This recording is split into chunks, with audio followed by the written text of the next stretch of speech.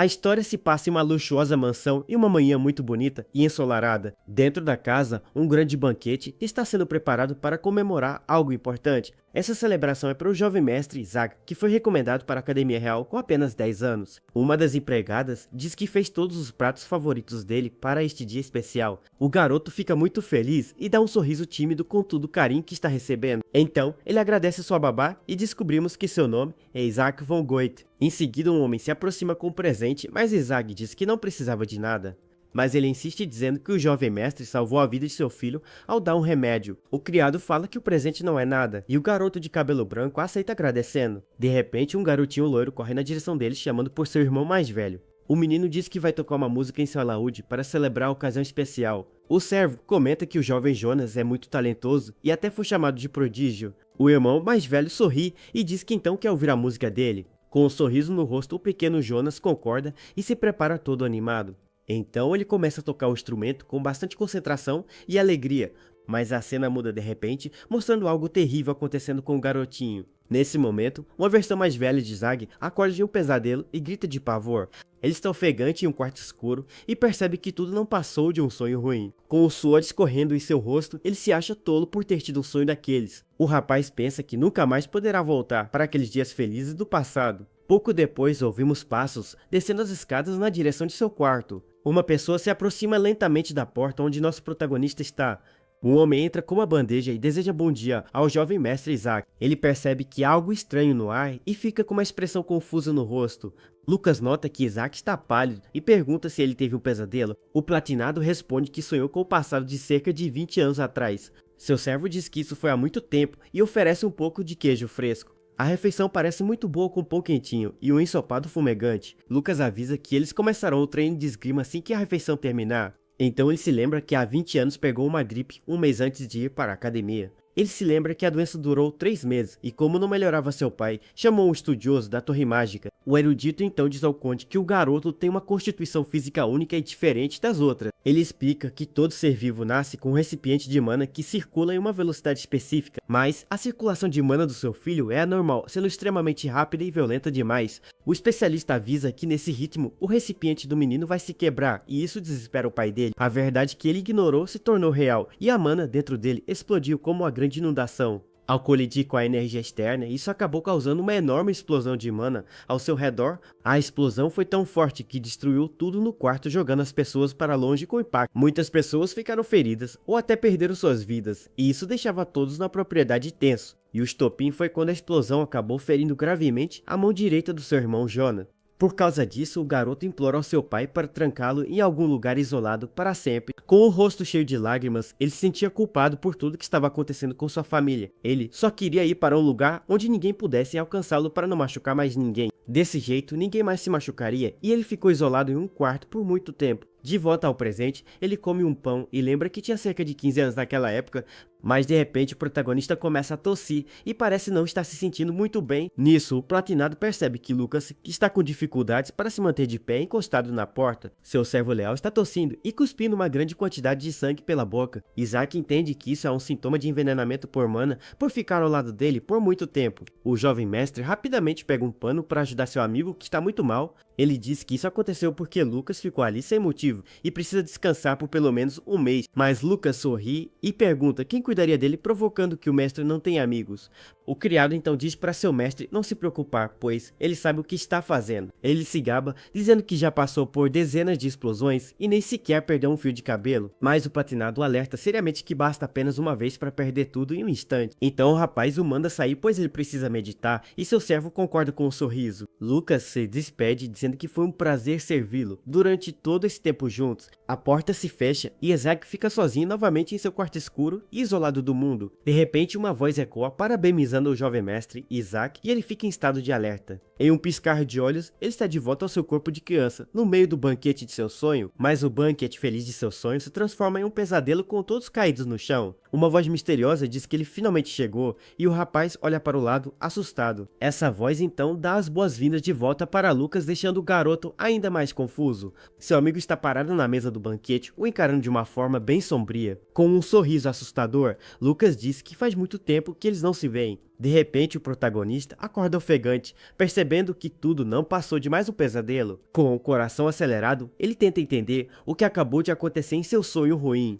Na realidade, Lucas faleceu e depois daquele dia, nunca mais voltou por mais de um ano. Isaac soube da morte por seu pai e depois de outra explosão, se trancou para sempre. Sozinho na escuridão, ele recebia apenas um pedaço de pão por um buraco na porta. Arrependido, ele pensa que deveria ter mantido distância e não se importado com ninguém. Ele acredita que se tivesse sido uma pessoa fria e sem coração, tudo seria diferente. Pois se ele tivesse agido assim, talvez todas as pessoas que ele amava estivessem vivas. Anos se passaram dessa forma com pães se acumulando na porta de seu quarto, mas mesmo assim, ele ainda estava vivo e agora precisava seguir em frente. Com uma aparência muito mais velha, ele come um pão e decide que precisa olhar para o futuro. Apesar de ter meia idade, sua aparência já era de um homem muito velho e cansado. Durante os 30 anos que passou isolado, ele estudou magia para superar sua condição. Após ler todos os livros, só lhe restava a intuição para encontrar uma solução.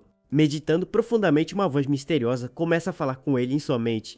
A voz o questiona sobre sua solidão e o incentiva a encontrar seu verdadeiro eu. Depois de muito tempo, ele finalmente encontrou uma pista para superar sua maldição. Ele se pergunta se algo está errado com sua família enquanto continua recebendo materiais. Com os novos itens, ele consegue continuar suas pesquisas mágicas em busca de uma cura. Com os olhos cheios de determinação, ele segue focado em seu objetivo principal. Agora, com 71 anos, ele olha para as marcas na parede que contam o tempo. De repente, passos são ouvidos se aproximando do lado de fora de sua porta. Uma silhueta escura aparece na frente de sua cela, deixando-o em alerta. A pessoa do outro lado o chama de irmão e vemos que Isaac está velho e com um tapa-olho.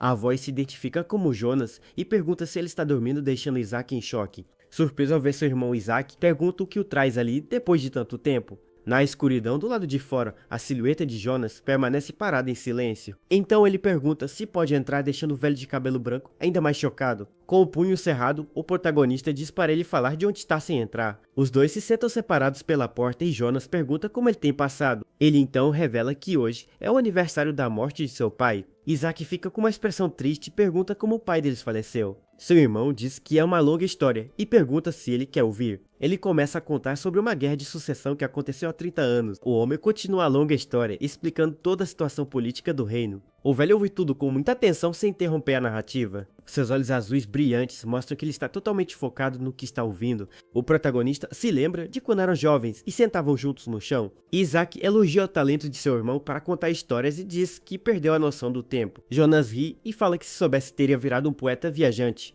Ele menciona que seria difícil com uma mão só e Isaac se sente culpado novamente. Vendo a reação de seu irmão, Jonas se desculpa pelo comentário que fez. O protagonista permanece em silêncio com as mãos juntas, processando tudo.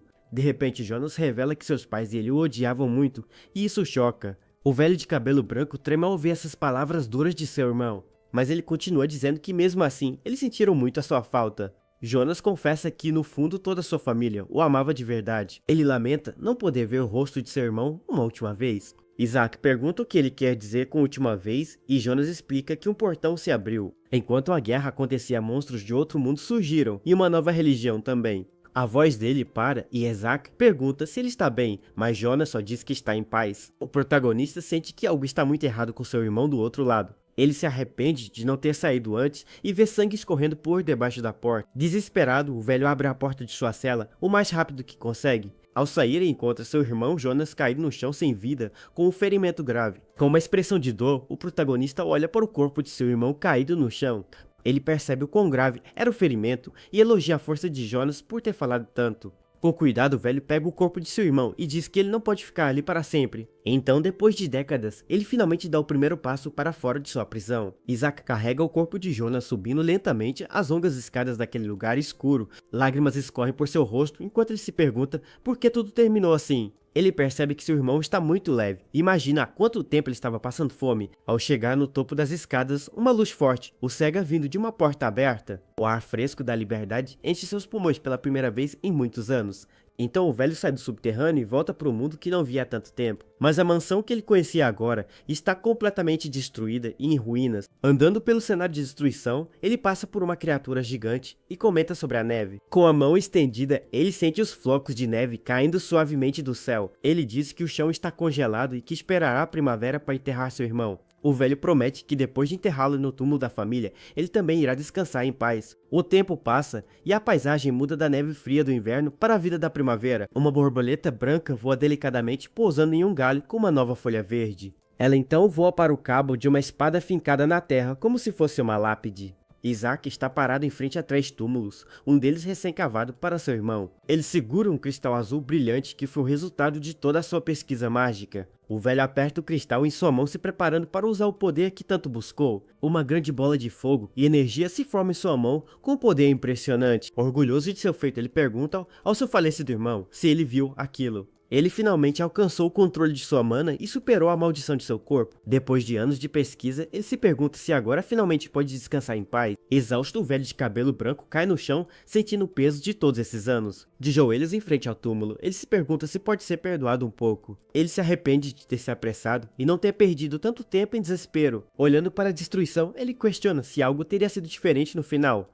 Então Isaac se deita na grama, parecendo finalmente encontrar a paz que tanto procurou. Enquanto está deitado na grama, uma luz dourada brilhante aparece ao seu redor. De repente, uma voz familiar pergunta se ele teve um pesadelo e ele se lembra de Hans. Com um susto, ele abre os olhos bruscamente em um lugar completamente diferente. O protagonista acorda em sua cama de infância com a aparência de um jovem rapaz. Hans está em seu quarto e comenta que ele está pálido e coberto de suor frio. O criado pergunta se ele não dormiu bem enquanto anda pelo luxuoso quarto. O garoto se pergunta se isso é um sonho ou sua vida passando diante de seus olhos. Sem entender nada, ele sai da cama e vai até a janela ignorando o servo. Lá fora, ele vê seu irmão mais novo, Jonas, sendo repreendido por uma empregada. O menino está em cima de uma árvore e garante que está tudo bem com ele. Jonas então olha para cima e dá um sorriso travesso para alguém na janela. O garotinho mostra um boneco de soldado e chama animadamente por seu irmão mais velho. Isaac olha chocado para a cena, percebendo que seu irmão está vivo e bem na sua frente. O pequeno Jonas ignora os avisos e comemora feliz por ter subido na árvore. Vendo seu irmão sorrindo, o protagonista fica com uma expressão de alívio e surpresa.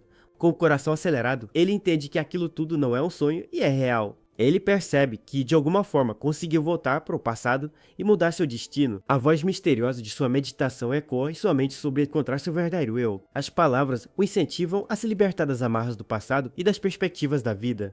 A voz o manda se tornar ele mesmo e o rapaz parece renascer com uma nova determinação. Com um olhar firme e decidido, ele está pronto para reescrever sua trágica história. Ele então se lembra de um vaso quebrado espalhado pelo chão em seu quarto. As empregadas limpam a bagunça com medo da próxima explosão de mana do jovem mestre. Elas comentam que o humor dele piora a cada dia e um homem aparece na porta.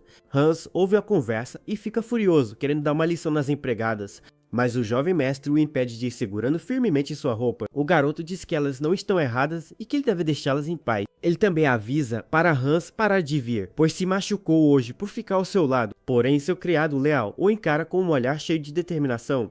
Então ele se ajoelha e diz que ainda gosta do seu mestre do mesmo jeito. O servo explica que o garoto está apenas passando por uma fase difícil. Isaac fica tocado com as palavras de Hans, que diz que logo tudo vai passar. Com um sorriso brilhante, seu amigo diz que a vida é assim mesmo, e tudo ficará bem. Mas na vida passada, Hans acabou perdendo a vida em uma das explosões de Isaac. Ele se lembra da cena terrível de encontrar seu amigo caído na porta. O platinado se culpa pensando que foi o responsável por tirar a vida de quem se importava. Ele entende que se essa é sua nova realidade, ele precisa fazer algo a respeito. Então o garoto se vira para seu servo, que está atrás dele, e o chama pelo nome. Hans responde prontamente ao chamado do jovem mestre. Com um olhar de pé perto da janela, o garoto de cabelo branco manda seu criado ir embora.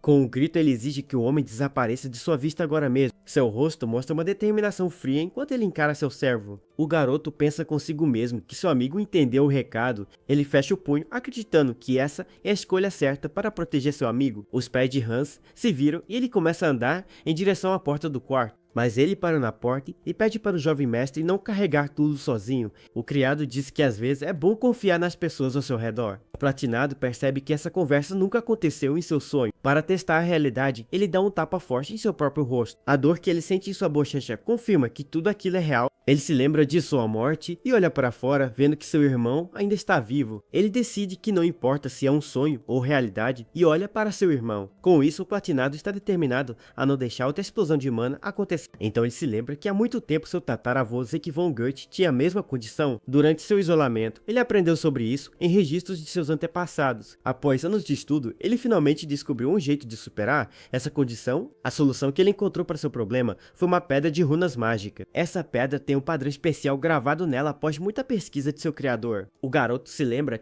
que em sua vida passada suas mãos tremiam muito ao tentar isso. Para parar as explosões, seu recipiente de mana precisa aguentar a circulação, mas no caso dele, a energia é tão forte que o recipiente não consegue suportar. E diferente das pessoas normais, o recipiente dele se restaura como se nada tivesse acontecido. É por isso que ele pode explodir várias vezes sem parar como uma calamidade. Então essa pedra danifica de propósito os caminhos de circulação da mana. Com o dano, as partes recebem um impacto constante para se fortalecerem com o tempo. Assim, novos canais de mana são abertos e o choque da energia é dispersado, mas a taxa de sucesso é muito baixa e ele só conseguiu na vida passada antes de partir. Aquela pequena faísca que ele criou foi a prova de que seu método funcionava. Com uma nova esperança, ele se pergunta se dessa vez vai conseguir ter sucesso. De repente, uma chama aparece em sua mão com uma força muito maior que antes.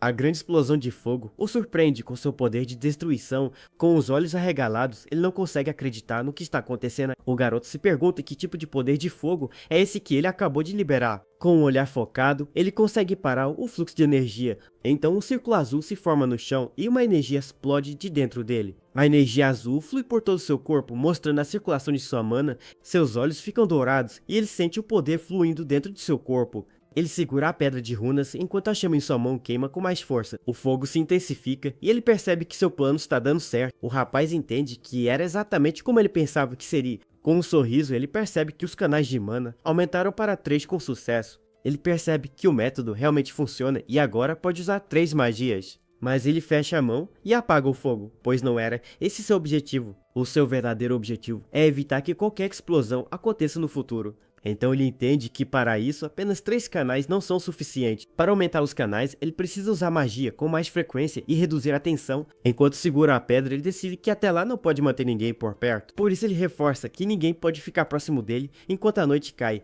De repente, Hans chega todo feliz com o jantar para o jovem mestre. O criado leva seu pão favorito, mas o garoto o manda sair do quarto. Hans insiste para que ele coma, pois não tem se alimentado direito nos últimos dias. O servo então diz com um sorriso que só vai embora depois que ele comer. O platinado pergunta a Hans qual a sua idade e a resposta é 12 anos. Com isso, ele comeu pão, pensando que tem idade para agir como uma criança mimada. O garoto segura firme o garfo com um pedaço de pão e continua a comer. Ele percebe que o pão foi feito pela babá e que não comiam há muito tempo. Seu criado leal o observa com um sorriso satisfeito no rosto. O rapaz pergunta pela babá e Hans diz que o filho dela está comendo Moni. Ao ouvir isso, o jovem mestre para de comer na hora, surpreso com a notícia. Então ele coloca a colher na mesa e pergunta se ela voltou para casa. Ele acha estranho uma babá deixar o posto por causa do filho e pensa que tudo vai bem. O fogo da lareira queima forte enquanto o silêncio tenso toma conta do quarto. Nisso, Hans fica com um olhar preocupado, esperando a reação de seu mestre. O garoto de cabelo branco continua de cabeça baixa, pensando em algo importante. Com isso, sua mão se fecha sobre a mesa, mostrando o quanto ele está nervoso. Ele então pergunta se apenas o filho da babá pegou a doença misteriosa. O servo fica um pouco confuso com a pergunta repentina do jovem mestre, mas ele responde que na verdade todas as crianças da aldeia estão doentes. Então o platinado se lembra de um incidente terrível que aconteceu naquela época. Foi o caso de uma mulher massa na aldeia que levou a vida do filho dela, e por causa disso ela viveu com um enorme sentimento de perda até partir. Ele se lembra da cena triste e decide que não vai deixar isso se repetir. Com um olhar focado, ele tenta se lembrar da causa daquela doença mortal. Olhando para a sopa, ele começa a suspeitar que a comida seja o problema. Então o garoto se vira para seu servo e o chama pelo nome com seriedade. Ele se levanta e pergunta que tipo de monstro caçaram recentemente na aldeia. A cena então muda para uma floresta escura durante a noite. No meio da mata, um cervo aparece andando calmamente pela paisagem. De repente o animal se assusta com algo que aparece na sua frente. Uma enorme bola de fogo surge do nada iluminando toda a floresta. A magia de fogo vai na direção do cervo que salta para fugir do ataque. Durante a noite, nosso herói caminha pela floresta e parece um pouco frustrado com alguma coisa. Ele então cria uma pequena chama na mão e pensa que o barulho que ouviu era apenas um lobo. Carregando sua mochila e uma pá, ele continua seu caminho até encontrar uma placa de madeira. A sinalização indica a beira do penhasco, então agora ele sabe exatamente para onde precisa ir. Em outro momento, vemos o garoto conversando com um homem sobre um monstro que foi caçado na Vila do Ganso Negro. Esse sujeito explica que não conseguiu ver a criatura direito, mas alguém da Torre dos Magos a comprou como material de pesquisa. Com isso, ele continua a história dizendo que conseguiu dar uma espiada quando estavam levando o corpo. Segundo ele, a criatura parecia uma aranha gigante coberta de pelos prateados. Juntando as informações, o protagonista conclui que eles estão falando de uma aranha de inverno. Mais tarde, em seu quarto, ele lê um livro e descobre que essas criaturas se reproduzem muito rápido, formando enxames. Mas o verdadeiro problema delas é a mana concentrada que carregam consigo. Essa energia causa envenenamento por mana, que é como uma toxina que aperta o pescoço lentamente. Percebendo a gravidade da situação, o rapaz volta para a floresta para coletar algumas plantas. Ele tem certeza que as crianças da vila estão envenenadas pela mana que as aranhas liberam. Então ele enche um pote com todas as ervas medicinais que conseguiu encontrar por ali. O garoto sabe que nessa época as pessoas mal conhecem sobre o envenenamento por mana, e isso é uma oportunidade. Ele fica satisfeito com a colheita, pois acredita que essa quantidade de erva será o suficiente. O jovem pensa que se as crianças tomarem o remédio, os sintomas delas vão diminuir bastante. Contudo, o efeito será apenas temporário, e para uma cura completa as aranhas precisam ser eliminadas. O moço pensa em pedir ajuda a seus pais, mas seu pai geralmente fica na fortaleza da fronteira. Enquanto isso, sua mãe está vagando pelo continente em busca de uma cura para a condição incomum dele. Com isso em mente, ele sabe que se ficar parado e esperando por eles, a vida de Hinder estará em perigo. Então o rapaz volta para a vila sob o céu estrelado e se dirige para a casa de sua babá. Chegando mais perto, ele observa a residência que está silenciosa por causa da hora avançada. Lá dentro, a mulher está sentada ao lado da cama, cuidando de seu filho que parece doente. De repente, ela ouve um som vindo da entrada e se vira para ver o que está acontecendo. Ao abrir a porta, a babá se depara com uma figura encapuzada e pergunta: quem está ali? Nesse momento, ela fica completamente surpresa ao reconhecer quem é o visitante inesperado. O jovem mestre abaixa o capuz e comenta que ela parece cansada, deixando a mulher ainda mais chocada. Preocupada, ela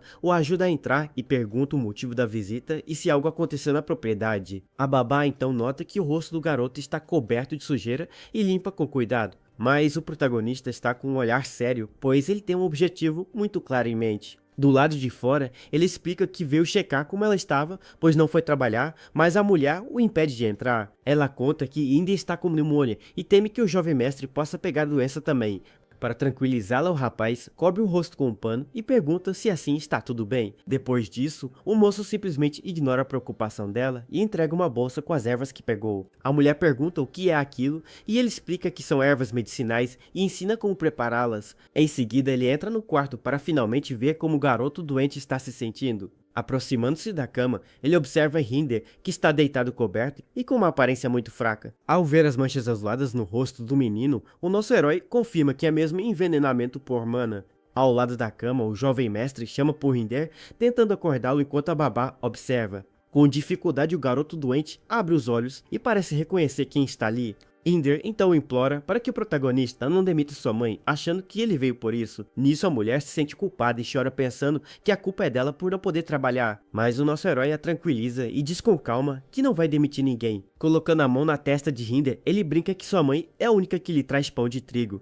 Ele então pede para o garoto doente apenas focar e melhorar, pois é o mais importante agora. Depois disso, a cena muda para um lindo céu com nuvens rosadas, indicando uma nova manhã. Agora em um lugar diferente, um guia mostra ao rapaz a mina abandonada que ele procurava. Os dois então se aproximam da entrada da caverna coberta de vegetação e com um ar sombrio. O garoto pergunta se aquela é uma caverna de calcário e o homem confirma que sim. Satisfeito com a informação, o jovem agradece e paga ao guia pelo serviço prestado. O homem o avisa para ter cuidado, pois pessoas já sumiram por ali, mas o herói agradece o aviso. Sozinho ele pensa que se as aranhas de inverno gostam de cavernas de calcário, ali deve ser um ninho. Então, antes de entrar na escuridão, ele começa a concentrar energia na palma de sua mão.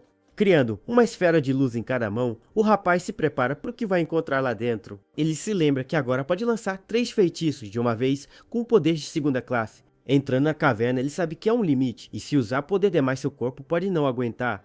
Por isso, o jovem mestre não pode entrar tirando feitiço sem saber quantas aranhas existem. Nesse momento, ele avista uma planta específica no chão e percebe que precisa dela para seu plano. A planta em questão é a Beladona Gélida, uma erva com propriedades bem peculiares. Lendo seu livro, ele confirma que ela é usada como anestésico, mas é um veneno letal para as aranhas. O moço acha irônico que um veneno mortal para elas cresça justamente em seu bairro. A cena então corta para um céu azul e ensolarado, mostrando que o tempo passou. Ele respira aliviado depois de encher uma bolsa com as pequenas frutas azuis da planta. Olhando para a mão, ele percebe que deveria ter usado luvas, pois a planta é bem potente. Com tudo pronto e as pedras de runa que fez antes, ele sente que é hora de entrar na caverna. Ele caminha de forma decidida em direção à entrada escura da mina abandonada. Seus pés tocam o chão da caverna e ele dá os primeiros passos para dentro do perigo. Com sua luz mágica iluminando o caminho, o protagonista se prepara para enfrentar as criaturas. Dentro da caverna, ele vê um abismo e pensa que morrer ali seria patético. O ninho deve estar lá embaixo, mas ele se pergunta como vai descer até lá. Ele então avista uma velha escada de corda pendurada na beira do penhasco. A escada parece muito antiga e frágil, o que a torna um caminho perigoso. Com um olhar preocupado, o rapaz analisa a situação antes de tomar uma decisão. Sem outra opção, ele segura a corda com firmeza para testar sua resistência. Então ele começa a descer cuidadosamente pela escada em direção à escuridão. Finalmente seus pés tocam o chão no fundo da caverna e ele pisa com cuidado. O jovem respira fundo aliviado por ter chegado em segurança, mas ainda cansado. No entanto, ao olhar ao redor, ele fica chocado com a cena assustadora. À sua frente há uma pilha de esqueletos e ele confirma que encontrou o lugar certo. Os ossos parecem ter sido completamente drenados de qualquer fluido corporal. O garoto pega um osso do chão e identifica como uma clavícula humana. Ele então se lembra do aviso do guia sobre as pessoas desaparecidas na área. De repente, uma pata afiada e cristalina surge das sombras bem perto dele. Seus instintos gritam e seu rosto mostra a surpresa do ataque iminente. O rapaz se vira rapidamente, se preparando para enfrentar a criatura. Ele invoca uma bola de fogo na mão para iluminar o local e se defender. Com um movimento rápido, ele lança bolas de fogo contra as aranhas que se aproximam. Uma das criaturas é atingida em cheio pela magia de fogo do nosso herói. Ele cria um círculo de fogo ao seu redor para manter os monstros afastados. Cercado pelas chamas, ele sabe que precisa se preparar antes que elas o ataquem. O jovem então amarra um pano em seu rosto para se proteger do que está por vir. Ele pega a sacola com as frutas de beladona que coletou na floresta. Ajoelhado, ele coloca a bolsa no chão e começa a se concentrar em seu plano. Seu olhar está fixo e determinado, mostrando que ele não vai recuar. Com um dedo, ele aponta para a bolsa de frutas, se preparando para usar sua magia. Uma chama surge e começa a queimar as frutas, liberando algo no ar. Uma fumaça verde começa a sair da bolsa, se espalhando por toda a caverna. As aranhas de inverno começam a ficar desorientadas com o vapor tóxico. Mais e mais aranhas saem das sombras, formando um enxame assustador. Com tudo pronto, o rapaz declara com confiança que a caçada vai começar. A cena muda para um escritório luxuoso, onde um homem está sentado em sua mesa cheia de livros. Ele parece estar escrevendo uma carta com raiva, se perguntando o que estava fazendo antes. Depois de escrever, o homem se levanta e vai até a janela com um olhar pensativo no rosto. Do lado de fora, um homem é repreendido por outro para ter cuidado com suas palavras. Mas o homem, irritado, questiona o senhor daquelas terras por não ter protegido seu povo. Dentro da sala, o jovem mestre ouve tudo enquanto o homem pergunta por que a vila foi abandonada. O garoto então se vira da janela, achando todo aquele barulho muito irritante. Sentando em sua cadeira, ele sugere que talvez devessem apenas pregar tábuas nas janelas. Mas o moço tem uma ideia melhor e pensa em se mudar para o subsolo de vez. Assim ele teria menos barulho e gente por perto, perfeito para focar em sua pesquisa. O rapaz pensa em usar um mineral nas paredes que é ótimo contra explosões de mana.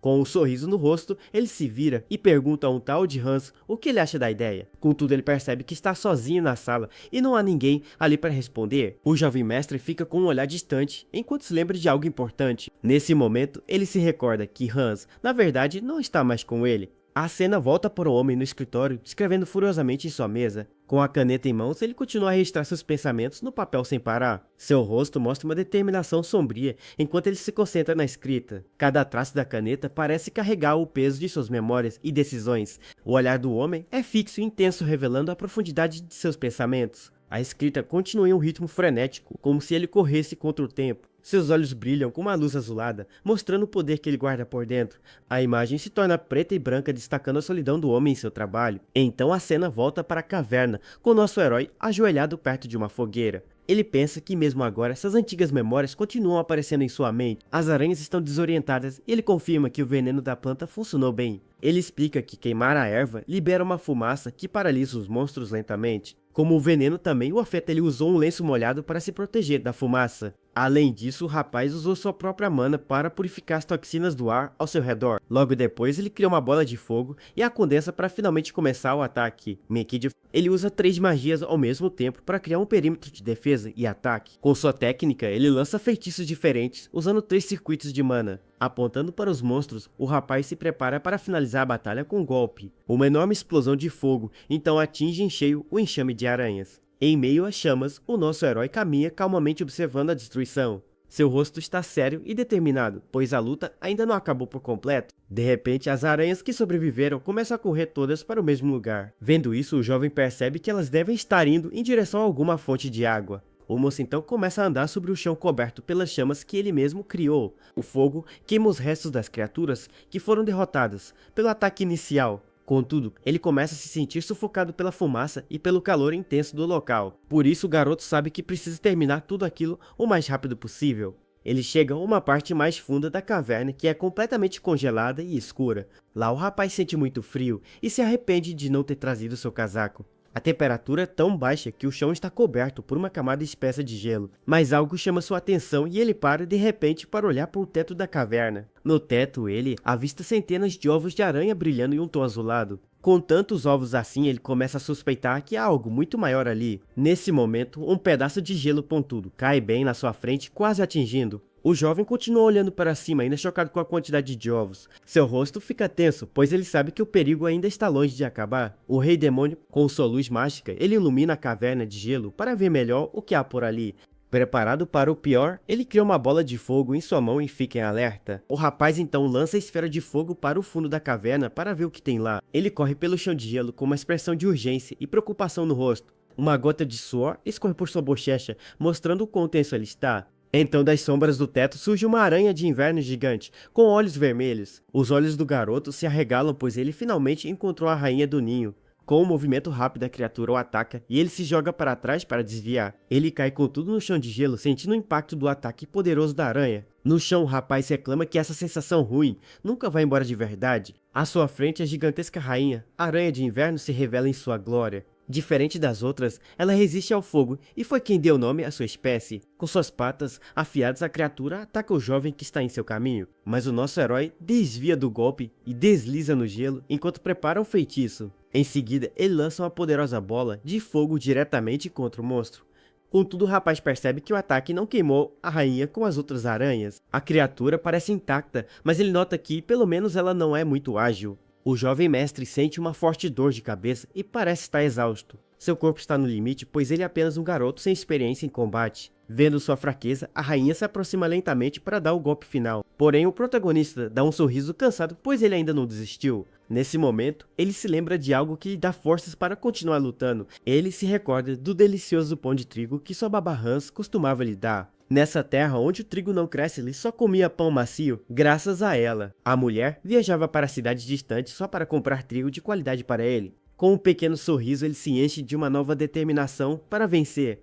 Ele então pega sua pá e promete que vai pedir um monte de pão quando voltar. Com a pá em mãos, o rapaz se levanta pronto para enfrentar a rainha novamente. Ele diz para si mesmo que, sendo rainha ou não, ela continua sendo apenas uma aranha. O moço então joga sua mochila com força para atingir a criatura gigante. O impacto da bolsa consegue rachar um pouco da carapaça de gelo do monstro. Um close mostra a rachadura se formando no rosto da enorme aranha de inverno. Aproveitando a distração, o protagonista corre em direção à rainha com a pá na mão. Com seus olhos brilhando, ele se prepara para dar um golpe com toda a sua força. Em um movimento rápido, ele acerta a cabeça da criatura com a ponta da pá. O golpe é tão forte que um líquido verde espirra do ferimento da aranha. A rainha grita de dor enquanto o jovem mestre se firma para o próximo ataque. Usando o impulso, ele gira seu corpo para dar mais um golpe na aranha ferida. Mas a criatura o ataca de volta jogando com força para longe dali. No último segundo, ele consegue se segurar em uma das patas de gelo da criatura gigante. A rainha então se debate furiosamente tentando se livrar do garoto a todo custo. Com o rosto cheio de determinação, ele sabe que precisa aguentar firme e não pode soltar. O rapaz não pode falhar, pois não tem mana, nem para mais uma bola de fogo comum. Por isso, ele decide abandonar os ataques à distância e concentra a energia na mão. O jovem então gera uma nova bola de fogo, mas dessa vez ele a condensa ao máximo. A energia se transforma em uma esfera azulada e ele a comprime ainda mais. Com dificuldade, o rapaz continua concentrando todo o seu poder restante nesse golpe. Em seguida, ele encosta a esfera no ferimento da rainha e grita para ela morrer. A energia azul começa a brilhar intensamente de dentro do corpo da criatura. O rosto do nosso herói mostra tensão enquanto a magia se prepara para explodir. A rainha parece sentir o que está prestes a acontecer, e seu corpo começa a inchar. Logo depois, o monstro grita de dor, enquanto é consumido pelas chamas azuis. Com o último esforço, o rapaz libera toda a energia acumulada de uma só vez. As chamas azuis envolvem completamente a aranha rainha, que é destruída por dentro. O corpo do monstro gigante não aguenta a pressão e começa a se despedaçar. Com a explosão, o jovem tenta puxar seu braço, mas ele está tremendo muito para sair. Sua mão ainda está presa dentro da criatura, e ele não consegue se soltar dali. Finalmente, ele consegue se libertar e acaba sendo jogado para trás pela força do golpe. O corpo da rainha explode em pedaços enquanto nosso herói cai sem forças na caverna. Ele bate a cabeça com força no chão de gelo e acaba desmaiando ali mesmo. No lugar onde a aranha estava agora resta apenas um cristal azul, muito brilhante. O cristal emana uma energia poderosa e parece ser o núcleo do monstro derrotado. Em meio à escuridão, o rapaz acorda confuso e se pergunta onde ele pode estar. De repente, ele ouve uma voz familiar e reconhece que é a sua babá, Hans. O homem pergunta a ela se é verdade que o jovem mestre foi para a mina. A mulher responde que um caçador o guiou, mas depois ele sumiu sozinho por lá. O garoto então se lembra de ter acordado e se arrastado para fora da caverna. Ao chegar na vila, ele encontrou sua babá andando de um lado para o outro preocupada. Completamente exausto, ele simplesmente caiu no sono nos braços confortáveis dela. Agora em sua cama, o servo diz que seguiu suas ordens e Hinder se recuperou totalmente. Com um sorriso, o homem fala que esse é o tipo de pessoa que o jovem mestre é. Ouvindo os elogios, o nosso protagonista fica todo sem graça debaixo das cobertas. Quando abre os olhos, ele vê sua babá e o outro servo ali ao lado da sua cama. O rapaz pergunta por quanto tempo dormiu e eles dizem que foi por meio-dia. Mas sua babá fica irritada com sua calma e pergunta o que ele quer dizer com isso. Ela dá uma bronca nele por ter ido a um lugar tão perigoso completamente sozinho. Sem saber o que dizer, o garoto inventa que foi coletar ervas e acabou caindo. Mudando de assunto, ele pergunta sobre Hinder e a babá diz que ele está bem melhor. O jovem fica aliviado e pensa que é melhor manter o envenenamento em segredo. Se os superiores souberem, eles vão investigar e isso seria um grande problema. A babá pergunta como ele sabia das ervas e ele diz que leu em um livro qualquer. O servo quer ir embora, mas o jovem diz que se descobrirem que ele saiu, não vai ser bom. Sua babá então aparece com uma cesta cheia de maçãs como forma de agradecimento. Os aldeões mandaram as frutas como um presente por ele ter salvado as crianças. Segurando uma das maçãs, o jovem mestre fica pensativo e em silêncio por um tempo. Ele diz para a babá tirar mais uma semana de folga para que Hinder se recupere bem. Preocupada, a mulher diz que o mordomo-chefe não vai gostar nada dessa decisão, mas o rapaz diz que ela não vai apenas descansar e deixa a babá bem confusa. Com um olhar determinado, ele levanta a maçã e pede para ela fazer geleia com elas. Ele ainda pede para que ela traga a geleia com pão de trigo quando voltar ao trabalho. A mulher fica muito emocionada com o pedido carinhoso do garoto e quase chora. Com um sorriso gentil, ela aceita a missão que ele lhe deu com muito carinho. O rapaz então diz que uma torta de maçã seria uma opção ainda melhor que a geleia. Com isso resolvido, a noite cai e uma leve neve começa a cobrir toda a vila. O tempo passa e o sol volta a brilhar forte no céu azul e sem nenhuma nuvem. Uma semana depois, vemos o nosso herói correndo pelo pátio de sua casa sem parar. Ele está suando e ofegante, pois leva seu treinamento muito a sério agora. Após a luta na mina, ele decidiu focar em melhorar seu preparo físico geral. Nesse tempo, seu corpo passou por uma grande mudança e ele se sente mais forte. Seus circuitos de mana aumentaram e agora ele possui um total de 4 circuitos. Com seu corpo mais estável, ele agora pode lançar 4 feitiços de uma só vez. Ele sabe que a luta na mina e sua corrida diária o ajudaram a evoluir muito. Usar magia consome muita energia mental, que por sua vez depende da força física. Por isso, ele atingiu seu limite tão rápido na mina por causa do seu corpo fraco. Ele se lembra que em sua vida passada seu amigo Lucas o ajudava a treinar. Seu antigo amigo sempre incentivava a superar seus próprios limites físicos. Determinado a ficar mais forte, ele aperta sua camisa e se prepara para continuar. Mas de repente uma voz o chama e ele para seu treinamento para olhar para trás. O mordomo-chefe e o médico se aproximam para o seu check-up de rotina. Ele reconhece o mordomo Scheller e fica surpreso com sua aparição repentina. O homem o cumprimenta e pergunta como o jovem mestre está se sentindo hoje. O rapaz sabe que nem o médico mais famoso dali entende sua real condição física. O médico examina e diz que não há problemas, e ele parece até mais saudável. Pensando consigo, o rapaz acha que o doutor está tirando conclusões precipitadas. Com isso, o homem abre sua maleta para pegar um novo remédio para o garoto. Ele então mostra uma poção chamada Panaceia, que serve para estabilizar a mana. O jovem mestre pega um dos frascos e pensa que seu pai arrumou algo bom para ele. Essa poção é conhecida como um tônico, o estimulante para os soldados do reino. Mas a palavra estabilizar é uma tradução errada de uma língua bem antiga. Seu efeito real é aumentar o fluxo de mana, o que seria veneno para o garoto. Contudo, para seu eu atual, é o catalisador perfeito para expandir seus circuitos. Depois disso, o médico se despede e vai embora deixando o rapaz com o mordomo. O jovem então fica a sós com Schiller, que parece querer dizer alguma coisa. O mordomo-chefe comenta que o garoto está bem comportado durante a consulta. Ele lembra que o menino costumava dar um show toda vez que via um médico. Com um sorriso, o rapaz diz que por isso todos os médicos da região o odiavam. O servo mais velho fica em silêncio com a resposta inesperada do seu mestre. Ele então muda de assunto para algo que ele descobriu recentemente sobre o garoto. Schiller comenta que ouviu dizer que o jovem curou as crianças da vila vizinha.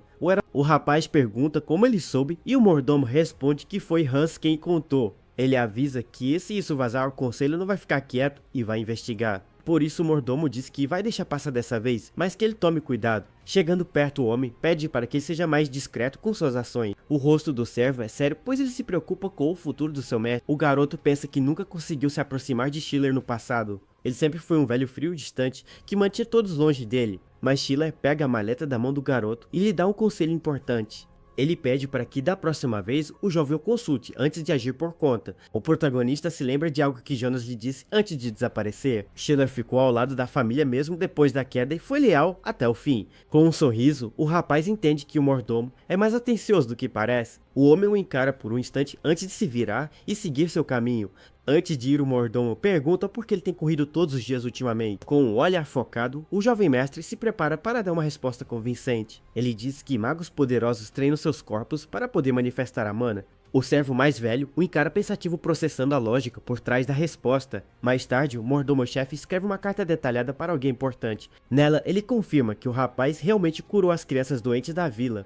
O servo acredita que seu mestre tem um futuro como erudito, ou talvez um alquimista. Com seu relatório, ele espera que a excelência finalmente fique um pouco mais tranquila. De repente, alguém bate na porta de seu escritório e ele permite a entrada da pessoa. Uma empregada ruiva então entra no cômodo com uma expressão muito assustada. O homem a reconhece como Rosa e pergunta por que ela está ali novamente. A moça parece bem aflita e diz que está preocupada com as outras empregadas. Ela fala sobre Annette, que nunca faltou ao trabalho em 3 longos anos na casa. Com o rosto cheio de medo, Rosa tem certeza que algo ruim aconteceu com a amiga. Em um lugar escuro, a jovem Annette está amarrada e jogada no chão sem se mover. Enquanto isso, o jovem mestre pensa que toda essa situação é muito estranha. Ele conversa com 2 empregadas sobre as 3 que sumiram em apenas 2 meses. O homem tenta justificar dizendo que a região é perigosa e cheia de bandidos. A moça de cabelo azul diz que Annette não iria embora, pois trabalhava para o remédio do pai. Com um sorriso no rosto, Bill sugere que ela se cansou de cuidar do pai doente. As duas ficam furiosas, e a de cabelo vermelho manda o servo calar a boca. Ele se defende, dizendo que era apenas uma piada e que tem suas próprias teorias. Com um sorriso estranho, o homem se prepara para contar sua grande teoria maluca. Ele então revela sua suspeita e diz que tudo isso pode ser obra de magia negra. Bill lembra as moças que eles trabalham para uma família de grandes magos. Além disso, ele lembra que o filho mais velho do mestre não está nada bem de saúde. As mulheres ficam chocadas e perguntam se ele acha que as garotas foram sacrifício. O servo não nega e parece se divertir com o pânico que está causando nelas. Furiosa, a ruiva defende o mestre dizendo que ele nunca faria algo assim. Mas de repente uma voz atrás deles diz que achou a história bem interessante. O servo se vira assustado e congela ao ver quem estava ouvindo sua conversa. Nosso herói o encara com um sorriso e pede para ele contar tudo em detalhes. Completamente em pânico, o homem começa a suar frio sem saber o que fazer. Um tempo depois, na sala do mestre, o servo começa a contar o que sabe. Ele diz que tudo começou 2 meses atrás quando uma empregada chamada Hilde sumiu. Semanas depois foi a vez de Clara e no fim de semana foi a Annette que não voltou. Lembranças das garotas desaparecidas passam pela mente dos presentes ali. O rapaz ouve tudo com atenção enquanto Bill continua seu relato detalhado. Com um olhar intimidador, o jovem pergunta se o homem tem ideia do motivo dos sumiços. Assustado com o olhar do garoto, o servo diz que na verdade não sabe de nada. O mestre diz para ele ser honesto e promete que não vai puni-lo pelo que disser. O homem ainda hesita, mas o rapaz o encara com uma expressão calma e séria. Depois de pensar um pouco, o servo pigarreia e decide falar o que realmente pensa. Ele usa Hans como exemplo, dizendo que o servo do rapaz vive cheio de machucados. Ele insinua que o jovem mestre é o culpado por todos os problemas da mansão. O servo se arrepende na mesma hora por ter falado demais e se complica ainda mais. Com uma voz fria e calma, o jovem mestre então o chama pelo nome lentamente. Desesperado, o homem implora de joelhos para que seu mestre poupe sua vida. Segurando a mão do servo, o rapaz pergunta se ele realmente não quer morrer. Com um sorriso, ele então oferece um trabalho em troca de poupar sua vida. Bill fica sem entender nada e apenas encara o garoto completamente apavorado. Mais tarde, naquela mesma noite, a lua brilha forte no céu escuro e estrelado. Dentro de seu quarto, o rapaz invoca um espírito de fogo com uma chama azul. Sentado em sua cama, ele diz os nomes de Rosa e Annette para a criatura mágica. Com isso, a imagem de Rosa aparece primeiro nas chamas azuis flutuantes. Logo em seguida, a imagem de Annette também surge dentro do fogo espectral. Com um simples gesto de seu dedo, a magia começa a revelar o que ele procura. Ele se lembra que esse era o nome da moça e se concentra em suas memórias. O rapaz recorda que após a partida de Hans e sua babá tudo ficou diferente. As duas moças foram as únicas que se voluntariaram para cuidar dele depois. Em um flashback, vemos os cacos de uma poção roxa no chão de seu quarto. Sangue de sua mão pinga na poção que está espalhada pelo chão do cômodo. Em sua lembrança, o garoto manda as duas empregadas saírem de seu quarto. Ele grita com elas para que saiam e o deixem em paz com sua própria dor. Furioso, ele diz que as poções não servem para nada e que não as quer mais. Preocupada, a ruiva diz que ele não pode desistir, pois ainda há esperança. Com o rosto coberto por sombras, o rapaz questiona o que é a esperança. Ele então pergunta se ela sabe como é perder alguém que você ama muito. Apertando seu punho, ele grita e pergunta se ela entende o que ele passou. As duas moças olham para ele com tristeza e a ruiva diz que entende a dor, mas Annette o encara com determinação e se oferece para ser sua amiga. O rapaz fica completamente sem reação com a palavra amigo e a questiona. A empregada ruiva lembra que Annette foi a primeira a se aproximar do garoto. A outra moça se arrepende por não ter estendido a mão para salvar Clara. Com os pés perto dos cacos, o garoto fica em choque com o que ouviu. Annette diz que entende a situação dele e que qualquer um comete erros sem querer. O rapaz ouve tudo em silêncio com uma expressão muito séria em seu rosto. Ela então continua dizendo que isso acontece com todo mundo pelo menos uma vez na vida. Ele lembra que as palavras dela trouxeram um estranho conforto para seu coração. De volta ao presente, o rapaz se arrepende de não ter conversado mais com ela antes. Com um olhar determinado, ele cerra seu punho e dissipa a chama azul mágica. De repente, alguém bate na porta e Bill anuncia sua chegada do outro lado. O servo entra e o jovem pergunta se ele descobriu o paradeiro das empregadas. Bill diz que perguntou a alguns mendigos e a descrição deles batia perfeitamente. O jovem mestre então pergunta qual foi a resposta que ele conseguiu com eles. O servo revela que elas foram levadas por traficantes que prometem uma vida melhor. O garoto questiona por que elas precisariam de um intermediário para ir até o sul. Bill explica que a viagem exige transporte e mercenários caros para proteção. Ele ainda diz que sem ajuda seria impossível para elas fazerem tudo sozinhas. Com isso, o garoto entende que a história contada pelo servo faz bastante sentido. Pensando consigo, Bill acha que seu mestre é apenas um garoto muito ingênuo, mas de repente o servo percebe algo muito estranho em toda essa história. Ele se vira para o jovem mestre com uma expressão de surpresa em seu rosto. O homem diz que custou caro fazer os mendigos falarem e que usou todo o dinheiro. O rapaz pergunta se foram as 20 moedas de prata que é o salário de meio ano. O servo ri nervoso e diz que todos estavam desconfiados e por isso foi caro. Mas o garoto diz que dinheiro não importa e Bill fica muito feliz com a resposta. O mestre então pergunta se ele precisa de mais alguma coisa para a missão deles. Ele ainda promete que vai garantir que o servo receba uma boa recompensa. Bill fica radiante, pensando que conseguiu enganar um verdadeiro otário. Ele acredita ter encontrado uma galinha dos ovos de ouro, mesmo sendo arriscado. Animado, o servo se oferece para guiar seu mestre até os tais traficantes. Ele pensa que a vida é feita de altos riscos e grandes recompensas no fim. Mas a cena corta e vemos Bill sem camisa e preso dentro de uma cela escura. No canto da cela, vemos uma caveira coberta de teias de aranha e poeira. O homem está completamente sem entender nada do que aconteceu com ele. Desesperado, ele segura as grades e se pergunta como tudo acabou assim de repente. De repente, o jovem mestre aparece e o servo pergunta por que está naquele lugar. Com um sorriso, o rapaz mostra uma pedra azul brilhante e o encara com confiança. Um lugar bem escuro e úmido e tem um esgoto nojento que passa bem no meio do corredor. E com as mãos tremendo muito, o criado continua segurando as barras de ferro da sua cela. Desesperado, ele não consegue acreditar que o seu plano perfeito deu super errado do nada. Ele se lembra de quando tirou o jovem mestre escondido da mansão sem nenhuma dificuldade. E achar o cara que levou as empregadas também foi mais fácil do que ele imaginava de verdade. Só que uma coisa muito zoada rolou quando eles acharam o cara que estavam procurando por ali. O jovem mestre estava com umas roupas chiques e uma capa estilosa que chamava muita atenção. O seu jeito todo nobre e delicado fazia ele parecer uma presa muito fácil para os bandidos. O cara então deu um sorriso malvado, achando que ele era alguém que valia uma grana alta. Agora no presente, o Bill grita bem bolado, querendo saber por que ele que tá preso na cela. Ele fica reclamando que os caras nem sequer encostaram um dedo no jovem mestre de cabelo branco. Enquanto isso, os caras pegaram tudo dele, e o Isaac só fica ali de boa olhando a mana da pedra.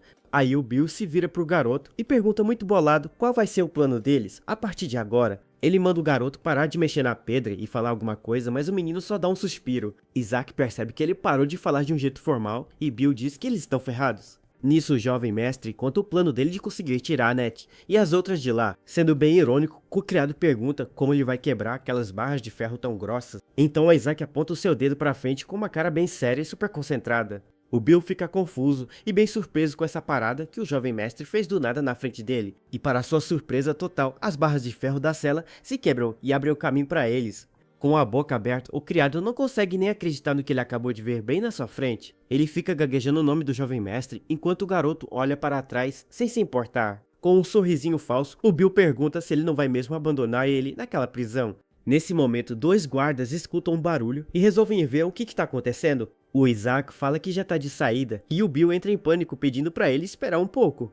O garoto de cabelo branco ignora os pedidos dele e começa a ir embora sem nem olhar para trás. Num ato de desespero total, o criado se joga de joelhos no chão frio daquela masmorra. Ele implora para o jovem mestre salvá-lo e promete fazer qualquer coisa que ele pedir em troca. O garoto para de andar e parece que tá pensando na proposta daquele servo desesperado. E com uma expressão neutra, ele escuta o cara implorando pela sua vida ali jogado no chão. Com um olhar bem frio, o rapaz chama o Bill pelo nome e se prepara para começar a falar. Ele se lembra que já viu esse criado agindo exatamente desse mesmo jeito no passado. E uma lembrança do passado Bill estava implorando para que poupasse a sua vida de novo. Ele diz que não estava pensando direito e que se arrepende de tudo que fez de errado. O Lorde revela que o Bill era um bandido e só sobreviveu porque traiu todo seu grupo. Mas dessa vez o Lorde diz que ele traiu a família Garta e mostra sua espada para ele. Com os olhos cheios de lágrimas, o traidor percebe que não vai ser perdoado pelos seus crimes. Ele fica implorando por perdão, mas o mordomo diz que já deu o que tinha que dar para ele. Schiller dá uma bronca nele por tentar vender os livros secretos da família Geltan. O traidor ainda tenta prometer que nunca mais faria isso, mas já era tarde demais para ele. De volta ao presente, o Isaac pensa que ele seria útil se não fosse tão fominha por grana. Ele se lembra muito bem daquele dia e de como o criado manjava do mundo do crime. Com uma cara bem séria, o jovem mestre nota que a história que ele contou era mentira. Ele se lembra que um grupo de criminosos tentou comprar seus livros secretos no passado. O grupo de bandidos que sequestrou as empregadas agora está espalhado pelo território. O garoto de cabelo branco sabe que precisa se livrar dessa ameaça o mais rápido possível. Com um pergaminho na mão, o Isaac lembra o Bill que ele prometeu fazer qualquer coisa. Ele então diz que precisa que o criado faça uma coisinha para ele antes para se provar. Em outro lugar, em uma masmorra escura, uma lanterna ilumina o corredor de pedra do lugar. Numa sala, uns caras esperam enquanto um deles está sentado na mesa, pronto para comer. Um dos seus capangas comenta que o pai dele não está comendo de novo no dia de hoje. O homem então leva um pedaço de carne na boca com uma cara de quem não gostou nem um pouco. Seus capangas ficam preocupados e pedem para ele comer um pouco para não ficar muito magro. Com muita raiva, o chefe pergunta se ela está lá dentro e encara um canto escuro da sala. Ele pede para ela aguentar mais um pouco, pois logo eles vão se ver de novo com magia negra. O chefe então suspira bem frustrado por não ter recebido nenhuma resposta vinda dela. Uma caveira e uma estaca de madeira se vira para ele e pergunta se a alma dela enfraqueceu. Um dos capangas pergunta onde está sua água de banho e o outro responde bem nervoso. Do nada, ele é jogado para trás com um grito de dor e uma cara de surpresa bem grande. Com um movimento rápido, o chefe pega um dos seus homens pelo pescoço e o levanta no ar. E com um olhar cheio de raiva, ele encara o homem que se debate em suas mãos bem forte. O chefe pergunta se aquele homem é o suficiente para preparar sua água de banho de agora. O capanga apavorado concorda e diz que vai arrumar tudo o mais rápido que conseguir. Os outros homens ficam olhando a cena em silêncio enquanto o amigo deles é jogado no chão. Um deles reclama da magia negra que tá deixando o humor do chefe dele uma porcaria. Eles comentam que já tentaram de tudo, mas a magia continua fazendo seu efeito nele. Um dos caras sugere usar a mercadoria que iam vender, mas o outro dá uma bronca nele. De repente, um dos capangas sente uma coisa estranha e para de falar bem na mesma hora. Os seus amigos olham para ele com curiosidade e ele encara o corredor escuro do lugar. O corredor de pedra está silencioso e sombrio com apenas algumas tochas iluminando. Os dois homens se olham com uma cara de preocupação e um baita medo estampado no rosto. Eles sentem que tem alguma coisa errada e ficam super alertas para qualquer perigo. Do nada, um barulho faz eco pelo corredor e eles se perguntam o que foi aquilo que ouviram. Com os olhos arregalados, eles se preparam para o pior que está para acontecer no lugar. Um dos homens chama pelo chefe Nierst, mas não consegue ouvir nenhuma resposta vinda dele. Ele então olha para o chão e vê o corpo do seu chefe caído ali, sem se mexer de jeito nenhum.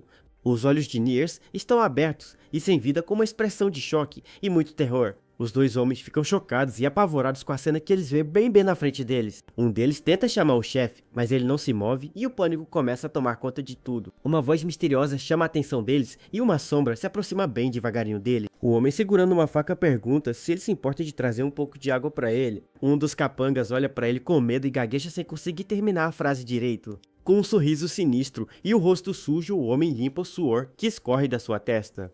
Ele anda na direção dos homens com a faca na mão, parecendo bem confiante e ameaçador. E com um olhar de desprezo, ele manda os desgraçados trazerem água para ele agora mesmo.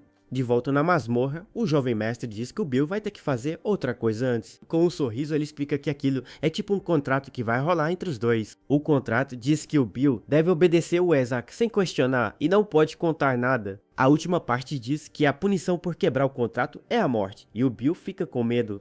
O garoto revela que ele vai ter que assinar com seu próprio sangue para ativar a magia. Bill grita e pergunta quem está por perto, mas o Isaac diz para ele não se preocupar com isso. O rapaz fala que eles não têm muito tempo e que precisam andar logo com esse contrato. E com uma cara de medo, o criado pergunta se ele realmente quer continuar vivo ou não. Depois de pensar por um sei, o Bill começa a andar na direção do jovem mestre Isaac. Ele coloca o seu dedo em cima do pergaminho, se preparando para assinar o contrato mágico. Os passos de alguém chegam mais perto e eles se preparam para a chegada dos guardas. Com o rosto suado e de olhos fechados, o servo se prepara para fazer a sua parte do acordo. O rapaz de cabelo branco joga a faca para o Bill, que consegue pegar ela no ar com jeito. Ele corta o dedo com a faca e o sangue começa a escorrer pela lâmina super afiada. Com o dedo sangrando, ele aperta a ponta no pergaminho para finalmente selar o acordo. Uma luz azul bem forte sai do contrato e envolve os dois num círculo de pura magia. E com um sorriso de satisfeito, o jovem mestre fica olhando a magia ser ativada ali. Os guardas chegam e gritam querendo saber quem são eles e como saíram de dentro das celas. O rapaz avisa que eles estão chegando e o Bill se prepara para a briga que vai começar. Num movimento muito rápido, o jovem mestre consegue apagar os 3 guardas de uma só vez. Os corpos dos homens caem no chão enquanto a poeira baixa bem ao redor de todos eles. Bill pergunta se eles são mortos, mas o Isaac explica que só estão desmaiados por um tempo. Surpreso, o criado se pergunta como que o garoto conseguiu fazer aquilo tão facilmente. Isaac segura um cristal de gelo na sua mão e a energia mágica passa pelos seus dedos. Com uma expressão calma, ele revela que usou um pouco de magia para derrotar os guardas. Num túnel de esgoto, os dois andam por uma passarela de madeira que fica sobre a água. Eles andam em silêncio enquanto a luz das tochas ilumina o caminho logo à frente deles. Bill comenta que é a primeira vez que ele vê magia de gelo e elogia a skill do garoto. Ele então diz que a magia de gelo não parece muito útil e o rapaz acaba concordando. O jovem mestre explica que só parece assim por cima e que tem muito mais para se ver. E com um olhar pensativo, o Bill continua olhando o garoto com admiração e curiosidade. Ele se lembra dos bandidos e do perigo que eles são para todo mundo que está por perto. Isaac então pergunta para o Bill o que precisa para conseguir criar gelo e ele fica confuso. Ele incentiva o servo a tentar adivinhar e o Bill responde que precisa de água para isso. O garoto confirma a resposta dele e explica que primeiro precisa moldar a água toda. Ele mostra como se faz criando uma bola de água que fica girando em suas mãos agora. O rapaz explica que fazer todos os passos ao mesmo tempo não é uma coisa fácil de fazer. Bill se assusta quando ouve um barulho e percebe que eles podem ter sido encontrados. Os bandidos gritam perguntando quem são eles e o Isaac se prepara para poder atacar. Com uma cara determinada, ele aponta para os inimigos e se prepara para usar sua magia. Uma massa gigante de gelo se forma no ar e se joga na direção daqueles bandidos. Um dos homens olha para cima com uma cara de pavor e muita surpresa estampada no rosto. Isaac revela que usou uma magia de mudança de fase para criar o gelo muito rápido. Ele explica que não é muito bom para lutar de perto e dá um sorriso para o Bill. O rapaz de cabelo branco diz que não usaria gelo se não fosse por causa daquele cristal. É uma pedra de mana de gelo que ele pegou do corpo da rainha aranha do inverno antes. Ele explica que elas têm valor de estudo e são vendidas por um preço bem salgado. Bill pergunta por que ele se preocupa com isso, e Isaac diz que quase ninguém entende. Os machucados são confundidos com pancadas, e o gelo não deixa nenhum tipo de rastro. Com um sorriso confiante, o rapaz explica que isso faz a magia ser ideal para ser furtivo. Bill fica surpreso e com um pouco de medo da inteligência e da frieza do jovem mestre. Ele pergunta por que não elimina eles, e o rapaz diz que outros iam tomar o lugar deles. Isaac revela que está deixando eles vivos de propósito e o puxa para longe do local. Ele ataca os 2 bandidos que sobraram e apaga eles com a mesma facilidade de antes. E com um olhar frio, o jovem mestre diz que só pretende eliminar uma pessoa naquele lugar. Seus passos ecoam pelo corredor de pedra enquanto ele se aproxima do seu verdadeiro alvo. Bill observa com espanto e medo a determinação do garoto, que anda sem nem hesitar. Uma figura enorme surge do fim do corredor e encara os dois invasores que estão ali. O homem musculoso observa eles com desprezo e pergunta quem são eles naquele lugar. Bill gagueja o nome de Nears e fica apavorado com a presença do chefe dos bandidos. Ele avisa que o Nears é um maluco que despedaça as pessoas com as próprias mãos dele. Isaac sorri e diz que isso poupa o trabalho dele de ter que ir procurar por ele depois. Uma bola de energia azul se forma na sua mão e ele se prepara para a batalha final. Com um gesto, ele lança um pedaço de gelo afiado na direção do chefe dos bandidos. A lâmina de gelo voa em alta velocidade e chega bem perto do seu alvo rapidamente. Nears consegue desviar do ataque no último segundo e o gelo passa de raspão por ele. Com um movimento muito rápido, ele rebate o pedaço de gelo com as suas mãos nuas. Bill fica chocado com a força do homem e Isaac percebe que ele é de uma tribo do norte. Bill se desespera e fala que não é hora de ficar impressionado com o inimigo deles. Nears chama a atenção dos dois e se prepara para atacar com suas próprias mãos agora. Ele diz que o rapaz é a mercadoria que ele precisava para sua água de banho especial. O chefe dos bandidos diz que o garoto vai ser um bom ingrediente para sua magia negra. Bill implora para ele não eliminar, mas o Nears avança na direção dele sem nem pensar. Com os olhos brilhando em vermelho, o Nears se prepara para atacar o servo indefeso. Bill grita que é apenas um ser humano normal e tenta se proteger do ataque que vem. A mão de Nears chega bem perto do rosto do servo, que se encolhe com muito medo. Ele fecha os olhos esperando o golpe final, mas uma coisa inesperada acontece no lugar. Uma lâmina de gelo atravessa o peito de Nears por trás e o paralisa bem no lugar. Bill percebe que é o mesmo feitiço que o chefe dos bandidos conseguiu bloquear antes. Com o movimento de sua mão, o jovem mestre controla a lâmina de gelo com precisão. Nears cospe e olha para baixo, vendo a lâmina de gelo presa bem no meio do seu peito. Isaac chama o Bill e o servo se vira para ele com uma cara de choque e muito alívio. O rapaz de cabelo branco diz que, a partir de agora, o Bill é o novo líder daquele lugar. Ele pergunta se o servo entendeu o que precisa fazer e o encara com muita seriedade. Com uma cara de pânico e confusão, o Bill não sabe como reagir a essa ordem doida. Ele segura a faca com as mãos tremendo e olha para o chefe dos bandidos caído no chão. Mas no fim, o Isaac começa a correr numa outra direção bem rápida e com pressa. O jovem mestre se vira e começa a se afastar deixando o servo para trás, cuidando de tudo. Com os olhos fechados, ele se lembra das palavras que ouviu em sua vida passada há tempos. Ele se recorda de uma empregada dizendo que todo mundo acaba fazendo algo que não queria. Ela explicou que essas ações o seguiriam para sempre e manchariam suas vidas todas. A empregada segurou sua mão suja e ofereceu um pouco de conforto naquele momento. Ela disse que só restavam dois caminhos para ele a partir daquele momento de muita dor. A empregada de cabelo castanho olhou para ele com compaixão e empatia em seus olhos. E com um olhar triste o garoto se lembra da dor e do sofrimento que sentiu naquele dia. Foi a Annette que ele disse aquelas palavras quando estava mal pela perda de sua amiga. Ele pensa que não precisa ouvir o mesmo conselho duas vezes enquanto observa o Bill de longe. Uma carruagem se move bem rápido por uma estrada de terra em direção ao seu destino. Dentro da carruagem, a Annette e a Clara estão sentadas juntas com caras de alívio. Com um olhar determinado, o rapaz se prepara para mudar o destino de todos em volta dele. Ele decide que nesta vida a Annette não vai perder sua amiga e vai cuidar delas de perto. Em uma lembrança, uma empregada comenta que os nobres do sul procuram mulheres de fora.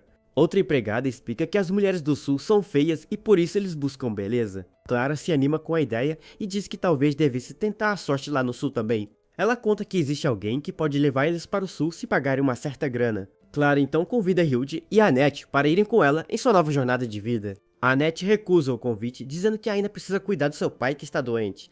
Ela conta que nunca mais teve notícias da Hilde e da Clara depois que elas foram embora.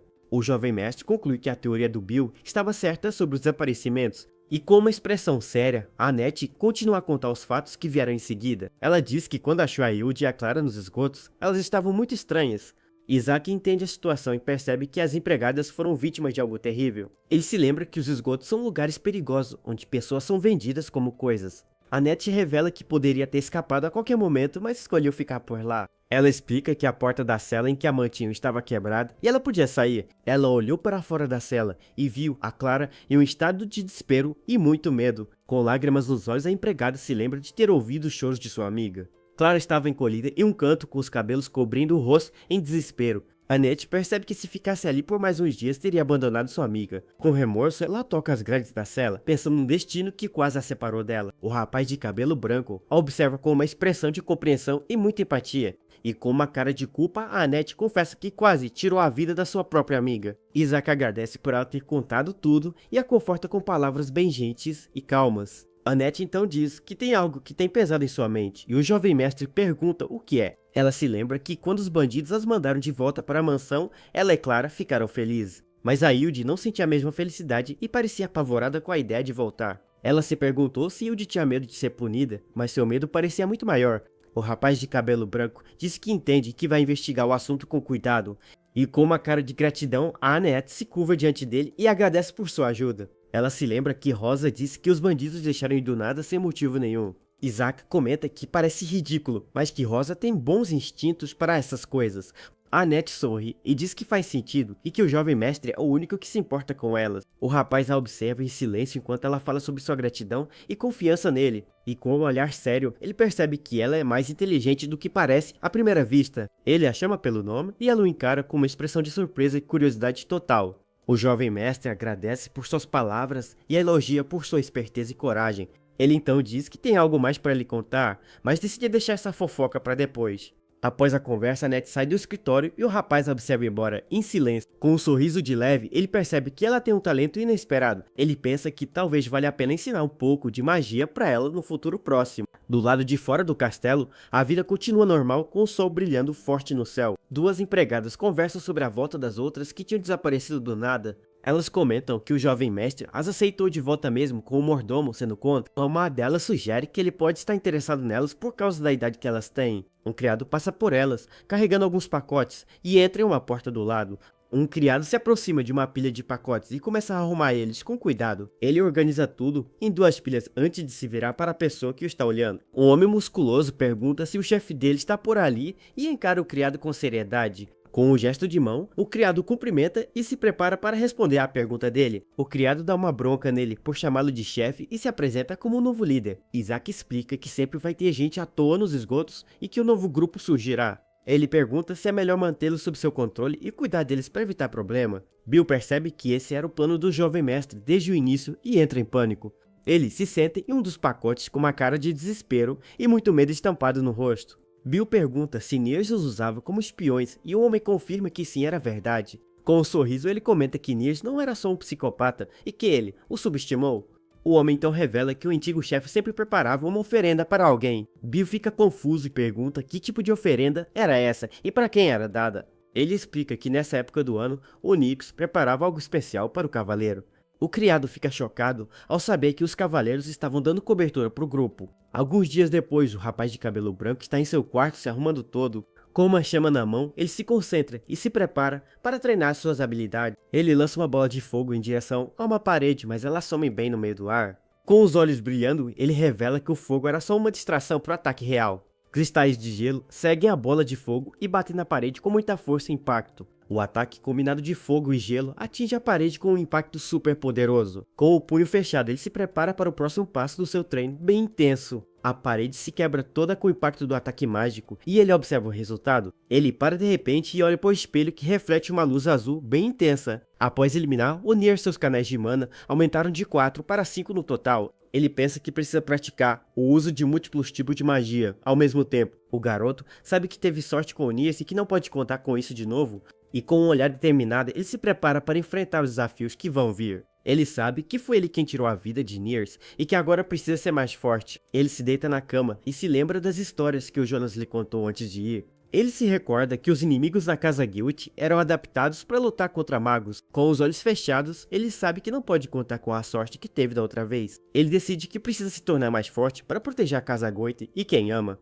Do nada uma voz o chama e ele abre os olhos bem surpreso, com a interrupção súbita. Uma empregada e um criado entram em seu quarto com uma bacia de água e toalhas. A mulher mais velha pede para o Hans trazer as roupas do jovem mestre e ele obedece. O rapaz pergunta o que está acontecendo e a mulher responde com uma outra pergunta. Com um sorriso, ela anuncia que seu Lorde voltou ao castelo após sua longa ausência. Ela começa a limpar o rosto do garoto com uma toalha úmida. Ele olha para sua camisa e percebe que está usando roupas chiques e bem cuidadas. Um homem a cavalo se aproxima do castelo com uma expressão séria no seu rosto. E com uma espada na cintura, ele se prepara para entrar no castelo e achar seu filho. Em uma parede, marcas de contagem mostram que os dias passaram na sua ausência. Ele se senta à mesa e se prepara para escrever uma carta importante para seu filho. E com uma pena na mão, ele começa a escrever com cuidado e atenção nos detalhes. O Lorde entra em um quarto e chama pelo nome de seu filho com uma voz bem calma. E com um olhar cansado, ele observa o quarto em silêncio procurando pelo seu filho. Ele vê seu filho deitado na cama e o chama pelo nome com uma voz bem suave e calma. O Lorde se aproxima da cama e observa seu filho que parece estar dormindo agora. Com um suspiro, ele se senta na beirada da cama e o observa em silêncio por um tempo. Numa cela escura a gente vê um homem cortando o cabelo de um senhor com muito cuidado. A tesoura corta o cabelo branco enquanto o servo diz que vai fazer o que o velho quer. Mostrando a espada na cintura, o capanga garante que pode acabar com tudo sem nenhuma dor. O prisioneiro de cabelo grisalho mantém uma cara calma e só escuta a proposta quieto. Terminando o corte, o senhor continua sentado ali, esperando seu destino de olhos fechados. Olhando para uma mesa cheia de livros, o carcereiro pergunta se era isso que ele queria. Com a confirmação, o homem abraça a cabeça do idoso e diz que essa é a última vez. Nesse momento de despedida, a gente nota um clima pesado e triste entre os dois amigos. Então o sujeito abre a pesada porta de madeira e avisa que vai na frente esperar por ele. O prisioneiro se levanta escutando o amigo pedir para ele não deixar nada para trás. Mudando de cena, a gente vê um escritório chique e iluminado, cheio de livros na parede. O jovem mestre de cabelo branco pensa que essa é a primeira vez que o vê cara a cara. O chefe da casa senta em sua mesa gigante, lendo uns papéis enquanto o garoto o chama de pai. E com um olhar sério, o homem grisalho comenta que ouviu que o filho cuidou das crianças. O patriarca pergunta se isso é verdade e o rapaz pergunta se foi o Schiller quem contou. O Lorde confirma achando que ouviu errado, mas o jovem diz que foi só sorte mesmo. Ele explica que achou um livro sobre uma doença rara e os sintomas batiam com as crianças. Escutando essa resposta, o mais velho começa a bater os dedos na mesa bem de leve. O pai muda de assunto perguntando a saúde do filho e o garoto diz que não explodiu mais. O homem elogia o médico que trouxeram e o protagonista concorda fingindo que ajudou. O sol bate forte nos grandes vitrais do castelo, iluminando todo o ambiente ao redor. O clima na sala continua calmo e os dois ficam em silêncio sentados, um na frente do outro. Quebrando o gelo, o Lorde pergunta como estão as coisas e espera a resposta com curiosidade. O menino fica surpreso, querendo saber se ele estava falando da fortaleza da fronteira. O patriarca questiona esse interesse do nada, e o jovem diz que um dia terá que ir lá. O mais velho fala que tudo continua igual com cavaleiros lutando contra monstros na neve. Pensando um pouco, ele diz que a única diferença foi que eles pararam na cidade de Bern. O protagonista lembra na hora que essa é a cidade do esgoto onde compram as coisas. O Lorde menciona que um incidente bem problemático rolou por lá, deixando o garoto curioso. O homem explica que um novato atacou um comandante e o jovem acha que ele foi eliminado. Negando isso, o patriarca revela que o comandante ferido pediu um tribunal militar. O menino acha essa atitude estranha, mas a grande porta do escritório começa a se abrir. Alguém pede perdão por interromper e logo repara que o herdeiro de cabelo branco está ali. Dois cavaleiros entram no local e um deles sorri dizendo ser uma honra ver o jovem mestre. O menino observa eles com muita atenção, tentando sacar o motivo daquela visita do nada. O outro soldado tem um curativo na cabeça e faz uma reverência educada com a mão no peito. O Lorde manda os dois entrarem e avisa que seu filho já pode sair do escritório agora. Obedecendo a ordem, o adolescente anda na direção do corredor, passando pelas portas duplas.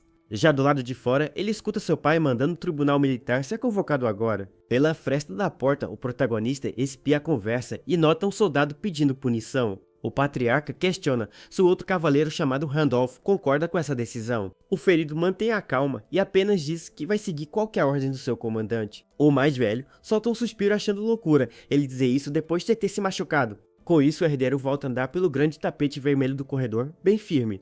Ele liga os pontos e entende toda a situação enquanto caminha perdido nos pensamentos. O rapaz sabe muito bem que aqueles dois caras são cavaleiros treinados da fortaleza. Sendo assim, o soldado machucado só pode ser a grande vítima daquele ataque diante. Do nada, um mordomo se aproxima correndo e chamando pelo jovem mestre bem ofegante. O funcionário se desespera dizendo que o procurou em todo canto e pede para ele o seguir. Com o rosto suado e uma cara de pânico, o homem avisa que o assunto é muito urgente. Do lado de fora do castelo, a gente vê o jovem mestre e o mordomo conversando no pátio. O garoto pergunta o que tem de errado, enquanto o funcionário olha para os lados com medo.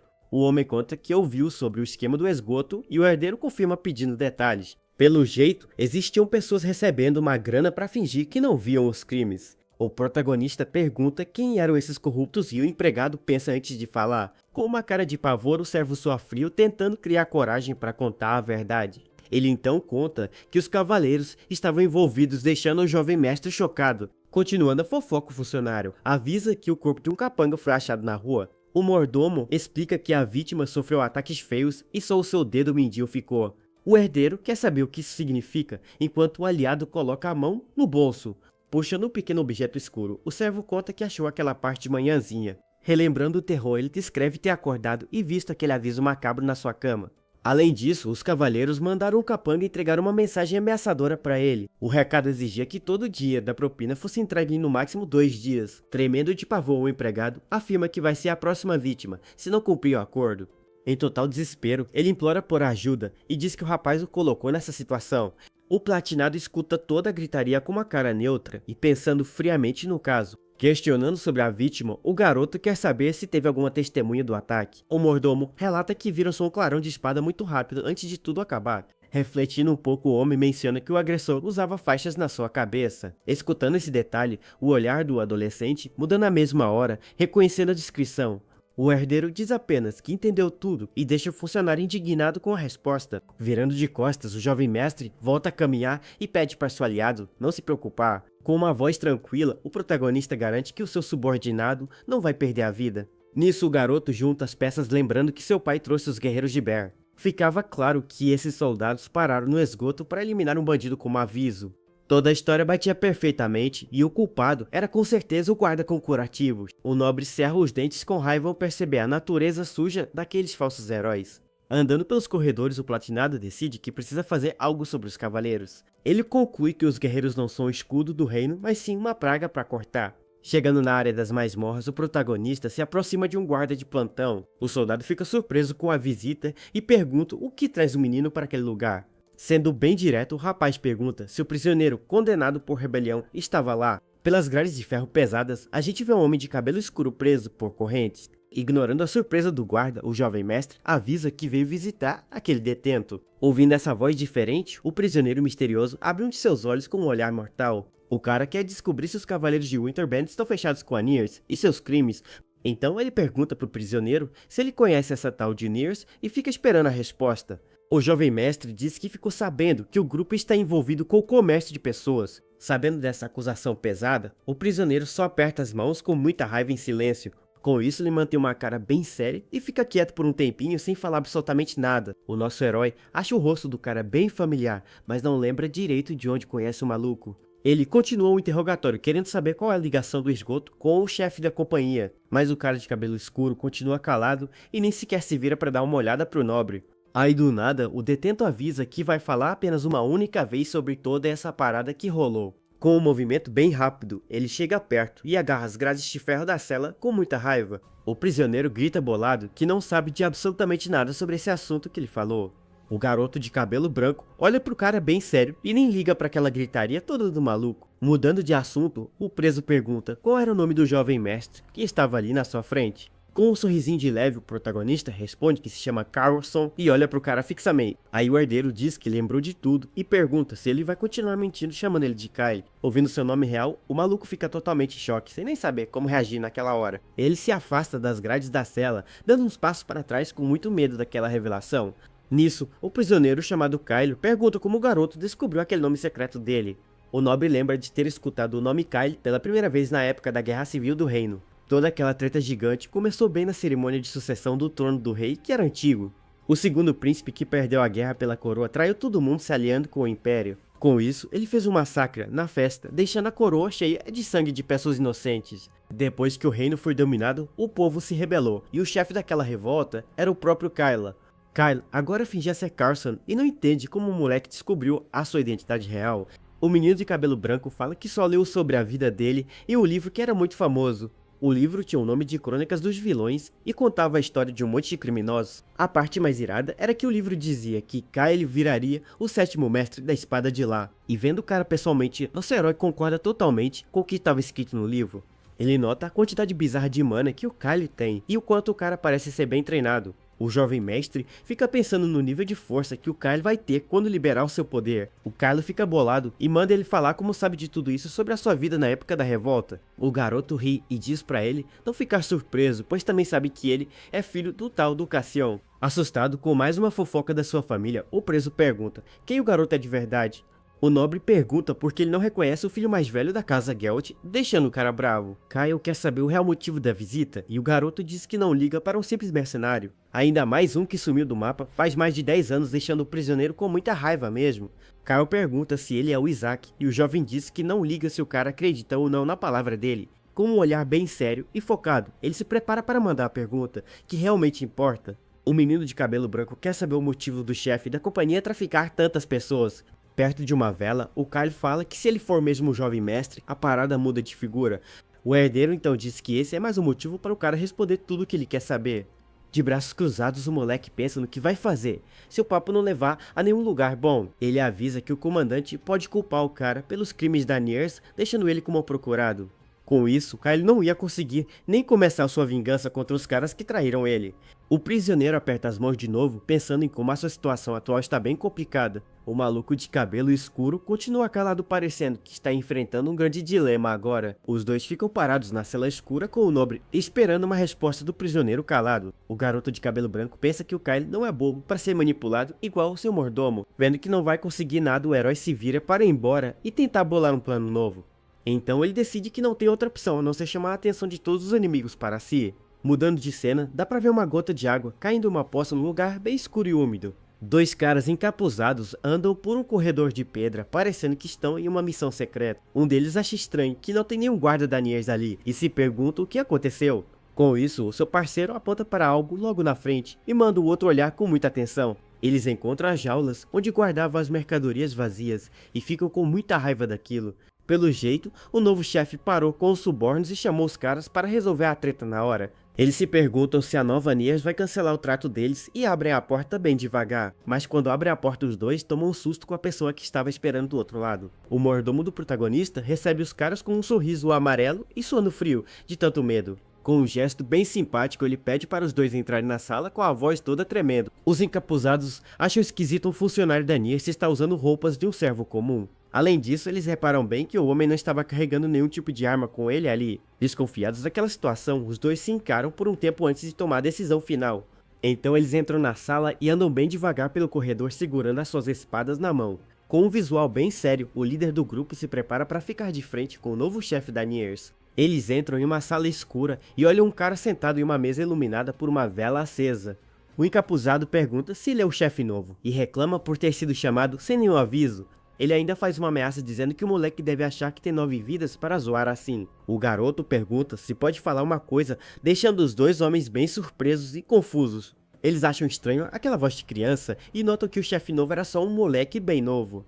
Com a vela na mão, o protagonista pergunta o motivo deles terem feito aquilo e encara os caras. O líder dos encapuzados começa a suar frio quando reconhece o garoto e fica com baita medo. Do nada, um dos homens ataca o próprio parceiro e obriga o maluco a se ajoelhar ali no chão. O líder grita com o companheiro perguntando o que ele está fazendo e manda ele deitar no chão. O homem fica desesperado e pergunta se o amigo não sabe que é o moleque na frente deles. Ele se vira para o protagonista dizendo que é muito bom ver ele de novo enquanto o amigo se curva. O garoto de cabelo branco, com um capuz, oferece um copo para os dois com um sorriso bem tranquilo. Os cavaleiros ficam e Randall ficam em choque ao ver que o jovem mestre Isaac era o chefe de tudo. Isaac pergunta a Randolph se ele pretende se redimir de seus pecados de uma outra maneira. O cavaleiro fica totalmente surpreso, enquanto a história real sobre o passado começa a ser reescrita. Tudo começou quando Randolph e Fickle decidiram negociar com o grupo Niers para conseguir suprimentos, mas a ganância falou mais alto e Fickle acabou se envolvendo no terrível comércio de escravos da região. Depois que os planos falharam, o traidor tentou de tudo para vender o pequeno Isaac para um país estrangeiro. No entanto, alguém apareceu bem na hora para impedir que aquele crime terrível acontecesse com o garoto. Quem salvou o jovem herdeiro foi o leal cavaleiro Randolph, que derrotou o traidor sem hesitar. Com o fim daquela confusão, toda a culpa de todos os crimes acabou caindo inteiramente sobre Fickle. O traidor acabou sendo executado em público enquanto uma figura misteriosa assistia a tudo de longe. Randolph era quem observava tudo debaixo daquele capuz carregando uma enorme culpa em seu coração. Sem escolha, o cavaleiro decide ir embora da cidade e seguir seu próprio caminho dali em diante. De volta ao presente, Isaac conversa com seu pai em um grande salão aquecido pela lareira acesa. O jovem mestre toma seu chá sabendo que a falta de recursos era o real motivo de tanto desespero. A escassez extrema de suprimentos básicos é a dura realidade que a família Goethe precisa enfrentar. Eles protegem a fronteira norte do reino e recebem uma taxa anual como principal fonte de renda. O grande problema é que esse valor enviado pela realeza vem diminuindo drasticamente a cada ano. Apesar das dificuldades, a família não pode reclamar e muito menos tentar acumular riquezas próprias. Tudo isso por causa do terrível karma deixado pelo ancestral deles que destruiu a antiga capital imperial. Como ninguém conseguia parar o mago, o rei se curvou ao imperador e o traidor acabou sendo executado. Isaac lembra que após aquele trágico incidente todo o reino acabou virando um estado vassalo do império. Pela misericórdia do rei, eles não foram executados, mas acabaram rebaixados e exilados no norte gelado. Se eles tentassem juntar dinheiro à família real, logo pensaria que os Grey planejavam uma traição. Por conta disso, manter o sistema atual mesmo com pouco dinheiro sempre pareceu a opção mais segura. Só que o jovem mestre começa a pensar que talvez eles estejam muito enganados sobre essas. O garoto diz diretamente ao pai que toda essa preocupação pode ser apenas uma suposição precipitada deles. O pai do protagonista fica completamente surpreso ao ouvir aquela afirmação tão ousada de seu filho. Isaac explica que as finanças da realeza estão piorando e que aquela taxa anual só vai diminuir ainda mais. Ele questiona se a família real veria a independência financeira deles com desconfiança ou com alívio. O jovem mestre continua seu raciocínio, mostrando que a realidade é bem diferente do que eles pensam. O pai concorda que o problema real não é a proibição, mas sim o fato de não saberem como enriquecer. O conselheiro Schiller lembra que eles estão presos em uma terra infértil e cercados por inimigos.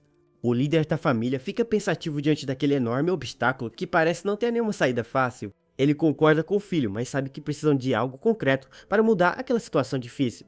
O pai diz que para aquela ideia fazer sentido, o jovem precisa apresentar uma solução bem realista. Ele então encara o garoto seriamente e pergunta se ele realmente tem um plano para resolver isso. Isaac mantém a calma e mostra um olhar extremamente focado antes de revelar sua grande estratégia. Com um gesto bem confiante, o garoto avisa que eles precisam começar dando um passo muito importante. O plano principal do jovem mestre consiste em cortar definitivamente todos os laços com a antiga igreja. Ele explica que as doutrinas rígidas da igreja impedem a família de prosperar e acumular riquezas. O pai se preocupa e alerta que o Vaticano não vai aceitar aquela quebra de aliança pacificamente. O garoto concorda com a preocupação e diz que por isso mesmo eles vão precisar de um pretexto perfeito. Com um sorriso no rosto, Isaac garante que já sabe exatamente como criar a desculpa ideal para agir. Surpreso com a inteligência do filho, o pai decide pedir a opinião de Schiller sobre toda aquela loucura. O líder da família toma mais um gole de seu chá enquanto reflete sobre as palavras ousadas do herdeiro. Schiller acha tudo aquilo brilhante e destaca que o garoto nem sequer teve tutores decentes no passado. Animado com as possibilidades, o pai se levanta do sofá para observar o movimento do lado de fora. Ele caminha até a grande janela de vidro e observa o jovem mestre andando pelo pátio logo abaixo. Enquanto observa o filho, o homem repensa na ousada proposta de romper de vez com a antiga igreja. Com uma expressão séria, o pai põe a mão no vidro enquanto analisa o potencial incrível do garoto. Ele dá leves batidas no vidro da janela, parecendo finalmente decidido a apoiar o plano de seu filho.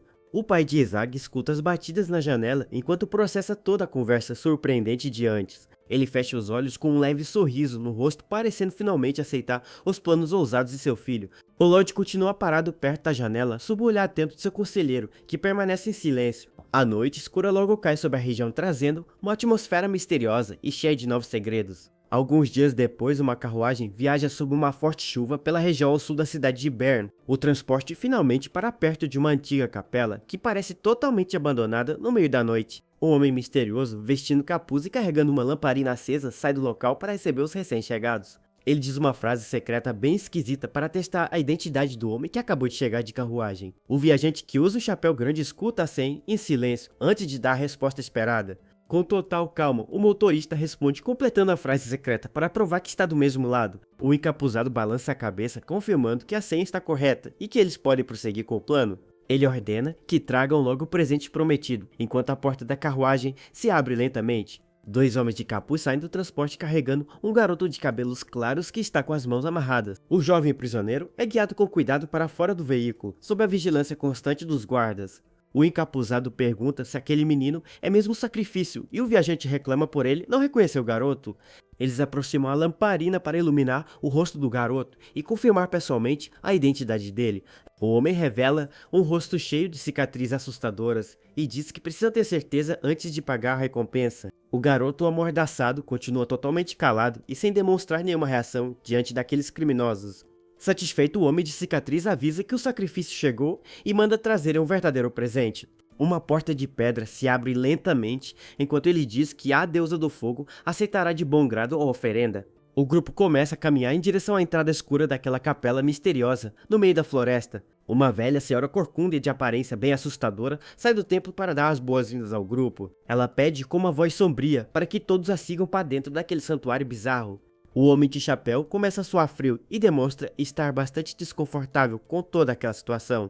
Ele fica extremamente enojado ao perceber o nível de loucura daquelas pessoas que realizam rituais sombrios. O homem disfarça seu nervosismo e manda os guardas se moverem logo para terminar aquela entrega bizarra. Os dois guardas encapuzados continuam escoltando o garoto de cabelos claros sem dizer uma única palavra. A velha senhora lidera o caminho segurando a lamparina, iluminando as escadas escuras que descem para o subsolo. Todos eles começam a descer os degraus de pedra em direção às profundezas escuras daquele templo. Um dos guardas apoia a mão nas costas do garoto para garantir que ele não tropece durante a descida. Sob o capuz de um dos guardas, é revelado o rosto sério de Kylo que está infiltrado ali para cumprir sua missão. O mercenário foca o seu olhar com muita determinação, lembrando do acordo que fez recentemente com o herdeiro. A história volta para alguns dias atrás, quando Kylo finalmente foi libertado de sua cela na prisão. Kyle pergunta se a desculpa para sua soltura foi a revelação dos crimes de Randolph e Fickle.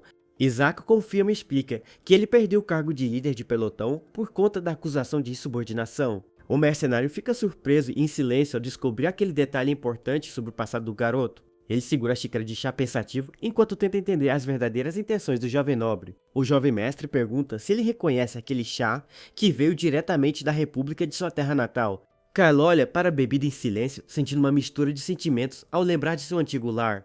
Colocando a xícara na mesa com firmeza, ele pergunta o motivo de Isaac não ter denunciado a sua verdadeira identidade. O guerreiro lembra o jovem mestre de que ele sabe muito bem que o seu nome verdadeiro não é Carlson. Isaac sorri de canto e explica que precisava guardar esse segredo para conseguir usar a força dele mais tarde. Cal fica irritado e se pergunta o que diabos aquele garoto tão jovem e inteligente está planejando fazer. O nobre aconselha o guerreiro a parar de tentar adivinhar seus pensamentos e focar apenas em seu próprio objetivo. Ele revela que sabe que o desejo de Kyle é matar o velho ganancioso que massacrou toda a família que ele amava. Isaac diz o nome do culpado, deixando o mercenário totalmente chocado por ele saber sobre o Visconde Klaus. O guerreiro pergunta por que o nobre não tenta impedi-lo e Isaac simplesmente responde que não tem motivos para isso. Kyle lembra que o alvo é um nobre do reino, enquanto ele é apenas um estrangeiro, sem direitos aí dentro. Com um olhar afiado, Isaac diz que precisa de uma espada formidável e que tem a sua própria força de vontade. O jovem mestre propõe uma aliança definitiva, prometendo ajudar na vingança do mercenário se ele aceitar colaborar. O herdeiro promete dar todo o suporte necessário para ajudar o mercenário a realizar sua vingança pessoal. Enquanto isso, na movimentada cidade de Bear, o povo caminha tranquilamente pelas ruas sem suspeitar de nada. De repente, um sacerdote da antiga igreja começa a gritar no meio da rua, chamando a atenção de todos ali. Ele espalha pânico, dizendo que a magia negra está se alastrando pela cidade por culpa de terríveis cultistas. O homem manda todos buscarem a salvação na fé, em vez de confiar no senhor local que não faz nada para ajudar. Dentro de uma carruagem que passava por ali, Kylo observa os fanáticos da antiga igreja com desdém. Randolph fica furioso porque os sacerdotes pegam parte das riquezas da família e ainda insultam o Lorde em público. Isaac interrompe a conversa dos homens, avisando que aquela discussão não é a coisa mais importante no momento. O cavaleiro Randolph demonstra enorme preocupação ao perguntar se o jovem mestre quer mesmo ser o sacrifício. O garoto explica que para atrair a atenção da seita, ninguém seria um alvo melhor e mais valioso do que ele próprio. Randolph continua apreensivo, alertando que eles não fazem ideia dos perigos que podem encontrar no esconderijo. O homem insiste em questionar se realmente vale a pena correr um risco tão alto diante de inimigos tão cruéis. Isaac ignora o medo do cavaleiro e pergunta se a antiga igreja realmente está por trás de toda essa seita secreta. O jovem mestre foca o seu olhar, demonstrando que já conectou todas as pistas sobre a conspiração da igreja. Ele lembra que o traidor Niers provavelmente fazia parte do grupo de cultistas que age nas sombras da cidade. Os dois aliados concordam com o raciocínio do garoto, achando que seria muito estranho se o traidor não fizesse parte. O nobre recorda que as moedas usadas nas negociações eram de alta qualidade e produzidas pela própria realeza. Randolph concorda que um simples traidor ou cultista comum nunca teria acesso a moedas tão raras e valiosas. Kyle pensa que a antiga igreja tem sim recursos para isso, mas se pergunta se isso prova a ligação com a seita. O guerreiro se questiona em silêncio se o jovem mestre está apenas tentando se agarrar a qualquer fio de esperança. O nobre lembra que foi exatamente nessa época difícil que a terrível seita das sombras começou a agir no território. Com rituais bizarros e assassinatos misteriosos, a seita espalhou o pânico absoluto entre todos os cidadãos locais. A antiga igreja foi a que mais lucrou com o caos, pois começou a caçar os fanáticos e a ganhar o apoio do povo. Os clérigos realizavam terríveis execuções públicas na fogueira para mostrar o seu poder divino diante da multidão. Toda aquela falsa demonstração de misericórdia fez a reputação da igreja subir muito entre as pessoas comuns. E foi a partir daquele momento que a família Goethe começou a sofrer com as exigências absurdas dos religiosos. Além de exigir o dobro dos impostos, a igreja queria que os cavaleiros ajudassem na expansão do templo deles. O pai de Isaac sofria constantemente com todas as cobranças injustas feitas pelos líderes daquela organização. A falta de recursos impediu a defesa adequada do castelo e motivou a decisão de cortar relações com a igreja. Afinal, romper essa aliança com os sacerdotes é o primeiro grande passo para garantir a sobrevivência de todos. De volta ao esconderijo sombrio, os passos do grupo ecoam pelas escadas de pedra guiados pela velha senhora corcunda. A idosa conta que tudo começou naquele lugar quando 3 santos sobreviveram misteriosamente a um grande incêndio. Ela diz que eles afirmavam ter visto a face de Deus, mas o homem de chapéu só quer que ela cale a boca logo. A velha continua seu discurso macabro sobre almas humanas enquanto bate seu cajado de madeira no chão úmido. Ao abrir a enorme porta de madeira, ela afirma que as almas renascem dentro deles através do consumo da carne. O aliado de chapéu e os guardas ficam enojados ao verem os cultistas realizando um banquete bizarro lá dentro. Vários fanáticos aparecem devorando restos mortais no chão daquela caverna escura para alcançar a eternidade. Os companheiros de Isaac ficam horrorizados com aquela cena grotesca e percebem a loucura total daquela seita. A velha bate seu cajado novamente e anuncia em voz alta que o sacrifício prometido pelas profecias finalmente chegou. Os cultistas continuam rastejando e devorando a carne no chão em busca de nobreza, sabedoria e pureza espiritual. Com um sorriso assustador, a idosa grita para todos começarem um banquete com a alma perfeita do jovem prisioneiro. Ela se aproxima com um olhar completamente insano, ansiosa para iniciar o terrível ritual com o pequeno nobre. Mas o aliado chapéu perde a paciência e chuta a velha com força, dizendo que não aguenta mais ouvir aquele lixo. Ele limpa a sujeira do rosto e pergunta irritado ao jovem mestre quanto tempo mais eles teriam que aguentar aquilo. Rapidamente o guerreiro Caio usa sua lâmina para cortar as cordas e libertar Isaac de suas amarras na hora. Aliviado por finalmente ser solto, o garoto começa a retirar a mordaça que cobria sua boca durante a viagem. Cal e Randolph sacam as suas armas de combate e se preparam para enfrentar qualquer um que tente atacá-los. Os cultistas que estavam rastejando no chão tomam um baita susto ao perceberem que foram totalmente enganados. Isaac exibe um olhar bastante sério, lembrando a todos os seus aliados o real motivo de estarem naquele lugar. O jovem mestre respira fundo, aliviado por ver que a primeira parte do seu plano arriscado deu muito certo. Randolph saca sua arma e avisa a Kylo para revidarem contra qualquer um que tente atacá-los naquele momento. A velha senhora grita furiosa, amaldiçoando os guerreiros por ousarem dar as costas para a deusa deles. Mas o seu grito de raiva é interrompido quando ela acaba sendo atingida de raspão e cai no chão da caverna. O leal cavaleiro Randolph avança com sua lâmina e manda darem um passo à frente, os que estiverem ansiosos para morrer. Ele ergue a espada prometendo acabar com eles, rapidamente fazendo com que os outros cultistas gritem de pânico. Ao verem a força absurda do guerreiro, os fanáticos entram em desespero e começam a correr em retirada. Randolph fica surpreso e sem reação ao ver todos os criminosos fugindo de medo, sem sequer tentarem lutar. Os cultistas fogem rapidamente pela enorme porta de pedra, deixando a caverna em um silêncio absoluto. Kylo pergunta se devem persegui-los, mas Isaac diz que a prioridade agora é vasculhar toda aquela área. O cavaleiro Randolph se pergunta como Niers conseguiu se aliar a um bando de plebeus tão fracos e assustados. Kylo se aproxima da velha senhora que está caída no chão e pergunta de forma calma se ela consegue se levantar. Para a surpresa do guerreiro, a idosa começa a chorar e a tremer, chamando desesperadamente pelo seu marido. Ela demonstra estar totalmente desorientada e implora com muito medo para que o homem não a agrida de novo. O aliado de chapéu percebe o estado mental dela e se pergunta se a idosa ficou completamente caduca com o susto. Chorando muito, ela confunde os presentes e começa a implorar pelo perdão do subdiácono da igreja. Isaac se abaixa pacientemente com um olhar doce e pergunta à idosa onde fica a verdadeira casa dela. A busca os leva até uma humilde residência de madeira localizada nas favelas ao sul da cidade de Bern. Ao vasculharem o sótão da casa, os aliados de Isaac ficam completamente chocados com o que encontram ali dentro. Eles encontram um baú transbordando de moedas de prata e se perguntam de onde aquela idosa pobre tirou tanta riqueza. O jovem mestre acha inacreditável que aquela senhora simples guarde tamanha fortuna enquanto o esconderijo está cheio de corpos. Randolph analisa as moedas de prata e se pergunta se elas são de fato moedas oficiais da família real. Isaac confirma as suspeitas de todos ao apontar que o selo impresso é indiscutivelmente da Casa da Moeda Real. O nobre exibe a moeda com orgulho e comemora por terem finalmente conseguido uma prova sólida contra a antiga igreja. Mas a comemoração é interrompida quando eles ouvem uma voz vindo do andar de baixo procurando pela idosa. O visitante inesperado anuncia sua entrada na casa, enquanto os aliados se preparam para o que deve e é. O recém-chegado sobe as escadas lentamente, querendo saber como a senhora está se sentindo naquele dia. Isaac escuta com atenção, percebendo de imediato que aquela voz pertence a alguém muito importante da igreja. Eles logo identificam que o homem que acabou de entrar é ninguém menos que um sacerdote da antiga igreja. O sacerdote sobe perguntando ansiosamente se o bizarro ritual de sacrifício na caverna foi um sucesso. A velha senhora deitada em sua cama de repente começa a gritar desesperada ao ver o religioso ali. Com os olhos arregalados de pavor, ela começa a relatar que um demônio invadiu o altar sagrado deles. Ela conta aos prantos que a criatura profana massacrou impiedosamente todos os devotos que estavam lá. O sacerdote fica confuso e assustado sem entender nada, e exige que ela se explique melhor sobre esse demônio.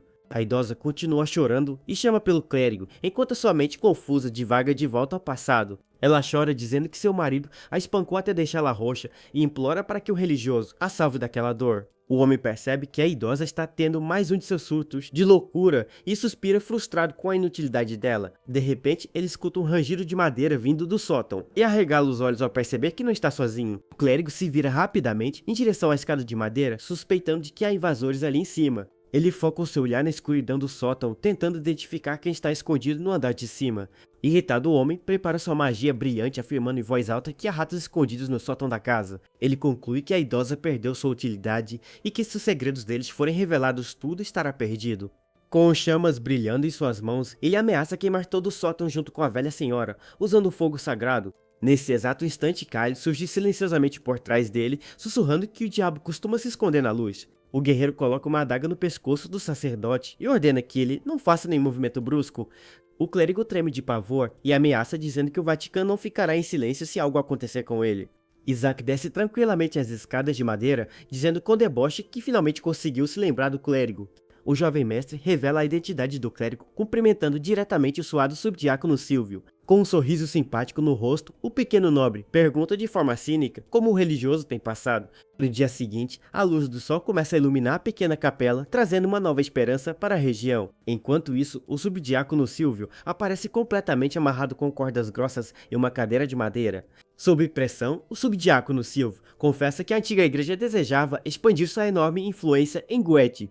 Ele revela que para alcançar esse objetivo, o bispo ordenou que eles fizessem uso do trabalho de criminosos locais. Silvio confessa que criou uma doutrina baseada na igreja velha, incitando os mais pobres a formarem a seita das sombras. O clérigo amarrado suspira cansado e diz que toda aquela mentira é a real verdade por trás da criação daquele culto. Randall fica com nojo e comenta que aquela é a confissão mais suja e desprezível que ele já escutou em toda a sua vida. O leal cavaleiro Randolph se vira em direção ao jovem mestre e pergunta o que eles pretendem fazer a partir de agora.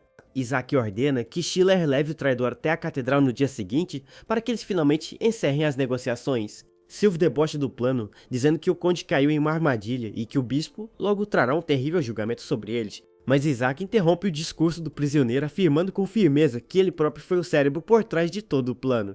O subdiácono Silvio arregala os olhos em choque ao perceber que um garoto tão jovem foi quem orquestrou toda a operação. O garoto diz friamente que se eles quiserem o seu dinheiro de volta terão que vir negociar diretamente com ele. Silvio fica totalmente desolado e machucado ao perceber a audácia inacreditável do jovem herdeiro da família. A noite continua escura e silenciosa enquanto o destino de toda a região começa a ser decidido de forma silenciosa. Na cela escura, a chama de uma vela solitária ilumina o rosto do clérigo, que continua preso e pensativo. Silvio começa a se debater na cadeira de madeira, tentando a todo custo afrouxar as cordas que prendem o seu corpo. O homem transpira de tanto nervosismo enquanto tenta entender como todos os seus planos perfeitos deram tão errado. Ele fica inconformado ao perceber que um garoto de aparência tão frágil foi o único culpado por destruir sua seita. O prisioneiro geme de dor, enquanto força os seus braços tentando se libertar daquelas amarras apertadas. Com um riso debochado, o clérigo sussurra que Isaac realmente faz jus aos seus ancestrais bárbaros e violentos. O homem grita em fúria, dizendo que o jovem mestre com certeza sofrerá o terrível julgamento divino por seus pecados. Silvio berra com ódio, garantindo que o poderoso bispo punirá severamente a família Goethe por toda aquela audácia. Ele grita com toda a força dos seus pulmões, prometendo que nenhum deles sairá vivo daquela situação terrível. Mas de repente, o clérigo é silenciado bruscamente com um golpe que o deixa atordoado e cuspindo sangue. O homem começa a engasgar com o próprio sangue, enquanto uma silhueta misteriosa se afasta dele na escuridão. O guerreiro Kyle observa o clérigo ferido em silêncio absoluto, sem demonstrar o menor pingo de piedade pelo homem. Ele dá as costas para o prisioneiro e começa a caminhar lentamente em direção à saída daquele esconderijo sombrio. Isaac aparece na entrada segurando uma lamparina e pergunta de forma irônica se o guerreiro já está indo embora. Kyle para de caminhar ao ouvir a voz do garoto e se vira lentamente com a expressão séria em seu rosto. Com seus brilhantes olhos azuis, o nobre diz que seria uma grande pena ele ir embora, depois de tanto tempo sem se verem. Enquanto isso, a imagem do terrível Bispo Levone surge na mente de todos como uma grande ameaça que eles precisam enfrentar. O céu noturno repleto de nuvens escuras cria um cenário perfeito para o confronto que está prestes a acontecer. Passos firmes e pesados começam a ecoar pelo pátio de pedra, anunciando a chegada de visitantes indesejados. Um grupo de cavaleiros fortemente armados marcha em direção à pequena capela abandonada no meio da floresta. Escondidos no topo de uma árvore, Kyle e Randolph observam a chegada dos inimigos enviados pela antiga igreja. Randolph fica impressionado e admite que o jovem mestre realmente estava certo sobre a emboscada dos clérigos. Ele suspira chateado ao lembrar de como a antiga igreja agia de forma tão suja para conseguir o que queria. O cavaleiro se lamenta dizendo que eles pegaram muito dinheiro do traidor sem que ele e Fico suspeitassem de nada, mas Randolph logo se corrige balançando a cabeça percebendo que no fundo eles sabiam que havia algo de errado.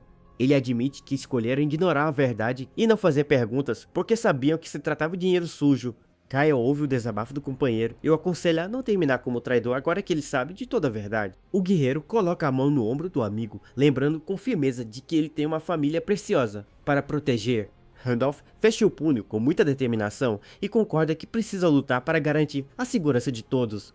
Kyle faz um breve aceno com a cabeça confirmando que está pronto para dar início ao combate que se aproxima. Ele conta rapidamente 3 inimigos armados no pátio e avisa que eles precisam focar inteiramente em sua missão. Os 2 guerreiros desembainham as suas espadas prontos para eliminar todos os alvos e abrir caminho para Isaac. Dentro do templo, o Bispo Levones observa o altar bagunçado e comenta que não esperava encontrar o jovem ali. O homem de capuz sorri de forma irônica, ao perceber que Isaac não parece nem um pouco surpreso com a sua presença. Retirando o capuz, o bispo questiona com deboche se o herdeiro da família Goethe se considera alguém especial de nascença. Com um olhar extremamente afiado e focado, o garoto se prepara para encarar o poderoso líder religioso de frente. Do lado de fora, uma enorme explosão de energia mágica acontece dando início ao confronto épico daquela noite fria. Uma estaca de madeira atinge a parede com força extrema, abrindo uma enorme rachadura na pedra. O sacerdote se pergunta se aquele feitiço veio diretamente do grimório que ele carrega. Ele confessa que está bastante surpreso por ver o jovem mestre Isaac ali pessoalmente. O homem quer saber por que o garoto exibe um olhar tão confiante como se tivesse achado ouro. Ele finge estar triste pela morte de Silva enquanto aponta para o corpo preso ao poste, mas o clérigo logo sorri ao notar que o traidor pelo menos serviu para lhe trazer um ótimo presente. Gritando que aquela semente do mal foi direto para ele, o homem lança um ataque devastador. Um poderoso círculo mágico se forma no ar, arremessando várias estacas contra o garoto. Com um olhar muito frio e calculista, Isaac apenas levanta a mão pronto para agir. O jovem se defende do golpe de forma brilhante, assustando o adversário com sua agilidade. A estaca de madeira é desviada e acaba caindo no chão de pedra sem causar nenhum dano ao menino. O sacerdote fica completamente em choque ao ver que seu ataque poderoso falhou miseravelmente. Ele gagueja sem conseguir entender como o garoto é capaz de controlar uma energia tão forte. Isaac brinca dizendo que talvez tenha vendido a própria alma para um demônio para usar magia de gelo. O clérigo range os dentes irritado enquanto segura o seu livro sagrado com muita força. O homem sorri de canto e pergunta se o jovem mestre ainda se lembra do passado dele. Ele lembra de quando Isaac nasceu e revela que ele mesmo realizou o batismo do herdeiro. O clérigo abaixa o tom de voz e começa a contar o que realmente sentiu naquele dia distante. Com uma expressão de puro ódio, ele confessa que ficou muito insatisfeito com o nascimento do garoto. De volta ao presente, o homem pergunta se Isaac andou estudando a história de sua própria família. Ele diz que se o jovem estudou então, deve saber muito bem qual é o grande problema de sua origem. O clérigo explica que os cultistas locais pertencem a tribos bárbaras conhecidas por saquear e causar caos. Ele revela que o pai de Isaac se casou com uma dessas selvagens para tentar selar um acordo de paz. O sacerdote afirma que aquela união desafiou a vontade de Deus e que é normal o garoto ser amaldiçoado. Ele encara o jovem de forma assustadora e diz com todas as letras que Isaac nunca deveria ter nascido. Isaac responde que aquelas são palavras bem duras, vindo logo de alguém que deseja vê-lo morto. O homem exibe um sorriso maldoso e pergunta se o garoto conhece o verdadeiro uso daquelas estacas. Segurando um pedaço de madeira, ele diz que os cultistas usam aquilo em rituais extremamente bárbaros. O clérigo garante que Isaac morrerá hoje e que isso purificará a terra ao cortar o laço com o selvagem. Nisso, ele lança um novo ataque com dezenas de estacas pontiagudas, voando direto na direção do menino. O garoto se concentra rapidamente e prepara sua magia de gelo para interceptar a investida mortal. Vários fragmentos afiados de gelo começam a flutuar ao redor da mão do pequeno nobre. Com movimentos rápidos e precisos, Isaac destrói cada uma das estacas de madeira que vinham em sua direção. O oponente percebe horrorizado que o menino está mirando e acertando cada alvo com precisão absoluta. O clérigo entra em desespero total sem conseguir compreender como aquilo é humanamente possível. De repente, Isaac se lembra de quando era mais novo e caía exausto durante os treinos de espada. Suando bastante, o pequeno herdeiro pedia para o seu tutor Lucas encerrar as atividades daquele dia. O tutor achava graça da exaustão do menino e lembrava que eles estavam treinando há apenas uma. Lucas elogiava o esforço do garoto, dizendo que a habilidade dele com a espada tinha melhorado muito. O homem celebrava que Isaac tinha bloqueado seus ataques 5 vezes e ouvia elogios de volta. O herdeiro perguntava por que um guerreiro tão talentoso preferia ficar ao seu lado em vez de virar cavaleiro. Com um sorriso bem calmo, o tutor respondia que a verdadeira habilidade não pertencia a ele. O homem dizia que o aspecto mais incrível do garoto era sua imaginação fértil e fora do comum. De volta ao combate real, Isaac continuou destruindo os ataques do inimigo, sem demonstrar nenhuma hesitação. Ele se questiona intrigado sobre o motivo de estar lembrando daquele conselho antigo logo agora. O garoto percebe que só agora consegue compreender o real significado por trás das palavras de Lucas. Ele entende que a sua imaginação fértil foi criada por passar tanto tempo trancado dentro daquele quarto. A solidão fez sua mente simular lutas infinitas e criar magias que ele nem sequer podia conjurar. O jovem sabe que todo esse treino mental o transformou no guerreiro poderoso e focado que ele é hoje. Com total determinação, Isaac avança contra o terrível inimigo, pronto para dar o golpe final. Uma grande explosão de poeira e vento acontece na caverna quando o ataque de Isaac se choca com força total. O garoto agradece mentalmente ao seu antigo tutor, admitindo que ele realmente foi um excelente professor. O som do grimório caindo no chão ecoa pelo local, enquanto o inimigo percebe que seu plano falhou. Isaac provoca o oponente perguntando se aquilo é tudo e diz que usar um livro para lançar estacas não é divino. O bispo range os dentes com muito ódio e frustração ao ser humilhado daquela forma por uma criança. Ele explica que não usou seu poder divino direto para não deixar pistas, mas que agora não tem outra escolha. Sem hesitar, mas o líder religioso joga seu precioso grimório de madeira diretamente no chão de pedra. Ele ergue a mão direita brilhando com uma forte energia mágica e ordena que o jovem contemple seu poder. Isaac observa a cena em silêncio absoluto, enquanto uma misteriosa fumaça azul começa a cercar todo o local. O sacerdote anuncia com orgulho que aquela imensa força é o poder divino supremo concedido a ele por Deus. Uma gigantesca bola de fogo azul surge no ar enquanto o homem proclama que aquele é o fogo sagrado divino. O pequeno herdeiro aponta de forma calma e pergunta com desdém se aquilo realmente é o famoso fogo sagrado. Rindo muito, o clérigo afirma que sim e garante que nenhum mago comum seria capaz de replicar aquela chama. Ele grita que as chamas azuis vão derreter instantaneamente todos os cristais de gelo do jovem mestre. Mas o garoto apenas pergunta se o oponente está falando daquela pequena chama, deixando o bispo em choque. O clérigo perde o fôlego ao ver Isaac segurando uma réplica perfeita do fogo sagrado na palma de sua mão. Trêmulo, o sacerdote gagueja, sem entender como um garoto herético conseguiu criar aquelas chamas azuis. O menino responde que é simples e que basta criar uma chama comum e depois condensá-la 2 vezes seguidas. O bispo diz que ele está zombando, mas Isaac sorri e aceita que de fato ele deve ser um terrível herege. O jovem mestre explica que o seu segredo é que ele possui a habilidade única de usar magia paralela. Nesse momento, Isaac libera uma enorme onda de poder mágico roxo que se espalha com força total pela sala. O sacerdote grita em pânico ao sentir a pressão esmagadora daquela magia avassaladora vindo em sua direção. Ele arregala os olhos sem conseguir aceitar que foi completamente superado por uma força tão absurda. O clérigo questiona como a divindade daria tamanho poder para um garoto impuro, enquanto Isaac apenas sorri. O jovem brinca, dizendo que talvez Deus simplesmente o ame, mas deixando o adversário completamente furioso. Berrando de raiva, o bispo acusa o herdeiro de blasfêmia e junta todo o seu poder restante para atacá-lo. Ele dispara um gigantesco raio de fogo azul, afirmando que treinou aquela força divina por várias décadas. Isaac permanece imóvel diante do ataque enquanto sua fumaça roxa começa a engolir a magia do oponente. Com um olhar afiado e penetrante, o jovem nobre reflete pensativo sobre o comentário de treinar por décadas. Ele aponta o dedo indicador com extrema calma em direção ao sacerdote que está desesperado na sua frente. O menino diz que, para ele, aquele treinamento durou uma vida inteira e lança um corte mágico devastador. O bispo solta um último grito de desespero enquanto é engolido pela terrível e destrutiva energia roxa. Isaac se aproxima do inimigo derrotado e diz que por pura pena vai revelar o motivo real dele ter que morrer. O sacerdote escuta com muita dificuldade, enquanto sua visão começa a escurecer lentamente no chão frio. O nobre revela que seria um problema enorme se as pessoas descobrissem que ele é capaz de usar magia. O corpo do clérigo é totalmente transformado em cinzas que se espalham e desaparecem no ar da caverna.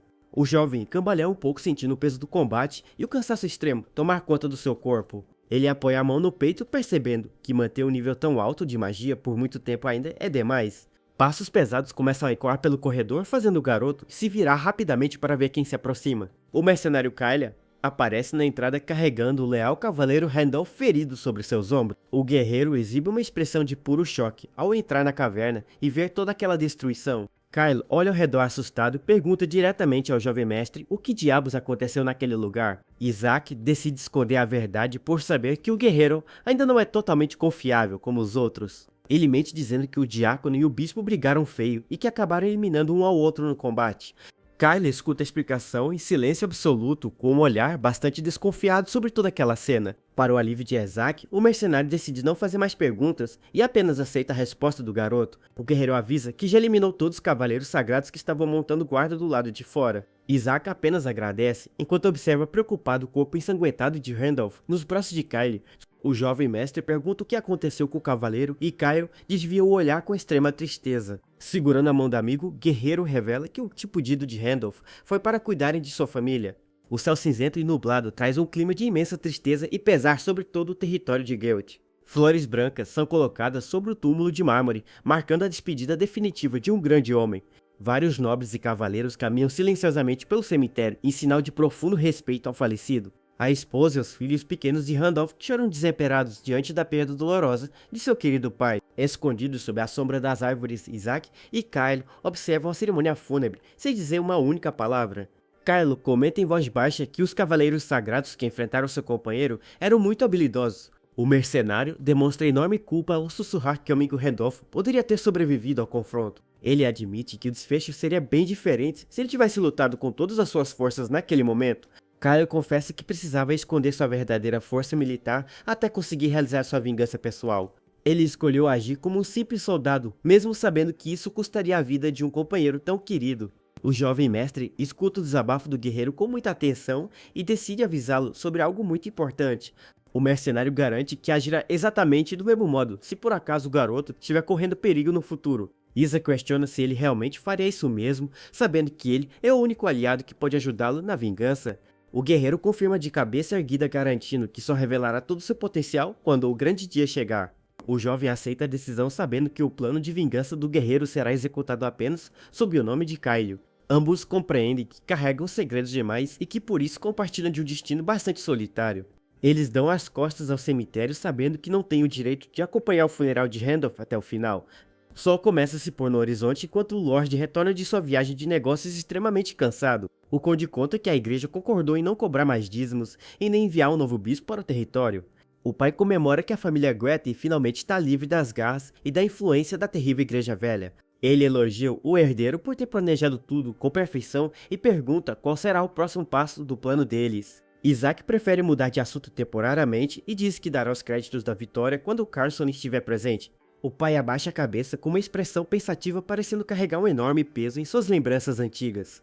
Ele aperta as mãos com força e confessa ao filho que não fazia a menor ideia de toda a gravidade da situação. O conde admite que não sabia das crueldades da seita e muito menos da emboscada armada pelo bispo corrupto no norte. O homem lamenta que o seu pequeno filho soubesse de todos esses perigos, enquanto ele próprio continuava ignorante. Ele se lembra de quando Isaac era apenas um garotinho frágil que sofria constantemente com sua saúde debilitada. Mas agora, vendo o herdeiro tão forte e maduro, o Lorde percebe o quanto o garoto mudou desde a última vez em que se viram. O pai confessa com um olhar triste que hoje em dia já não consegue mais decifrar o que passa na mente de seu filho. Enquanto a carruagem avança pela estrada de terra, o garoto garante que está fazendo apenas o melhor para a família. Os dois continuam a sua conversa dentro do transporte sob a luz suave do entardecer que entra pela grande janela. O Lorde exibe uma feição cansada enquanto se prepara para revelar um segredo muito antigo sobre o seu casamento. Ele respira fundo, olhando fixamente para o herdeiro antes de começar a contar a verdade sobre o passado deles. O pai chama o garoto pelo nome, demonstrando que aquela conversa é de extrema importância para o futuro da família. Ele revela que tinha apenas 14 anos de idade quando foi obrigado a se casar com a jovem chamada Adele. O homem lembra que a mãe de Isaac era uma guerreira de espírito selvagem e que eles tinham culturas bem diferentes. Ambos viviam em um verdadeiro inferno pessoal, pois eram tratados apenas como ferramentas políticas para selar a paz. Foi por causa desse sofrimento compartilhado que ele e Ade decidiram fazer uma promessa muito importante na época.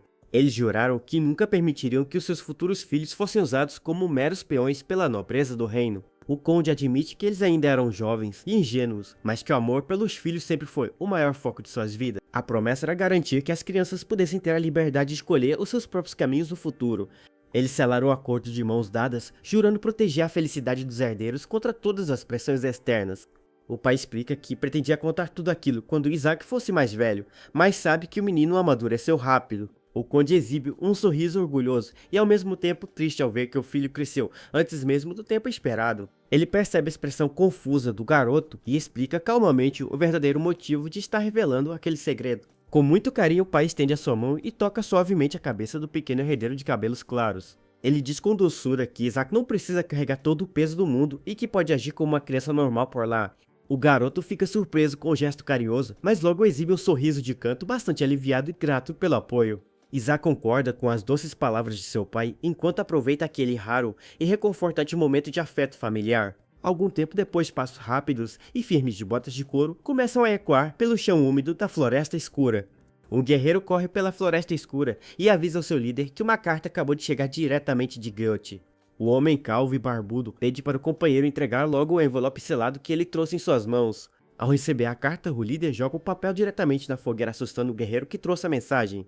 O homem manda o companheiro calar a boca, afirmando com desdém que aquela carta de Gwent é apenas um pedaço de papel inútil. Com um olhar extremamente sombrio e intimidador, ele garante que não importa quantas mensagens eles enviam no futuro, ele proclama com muita convicção que aqueles bastardos jamais serão os verdadeiros senhores e mestres daquela terra.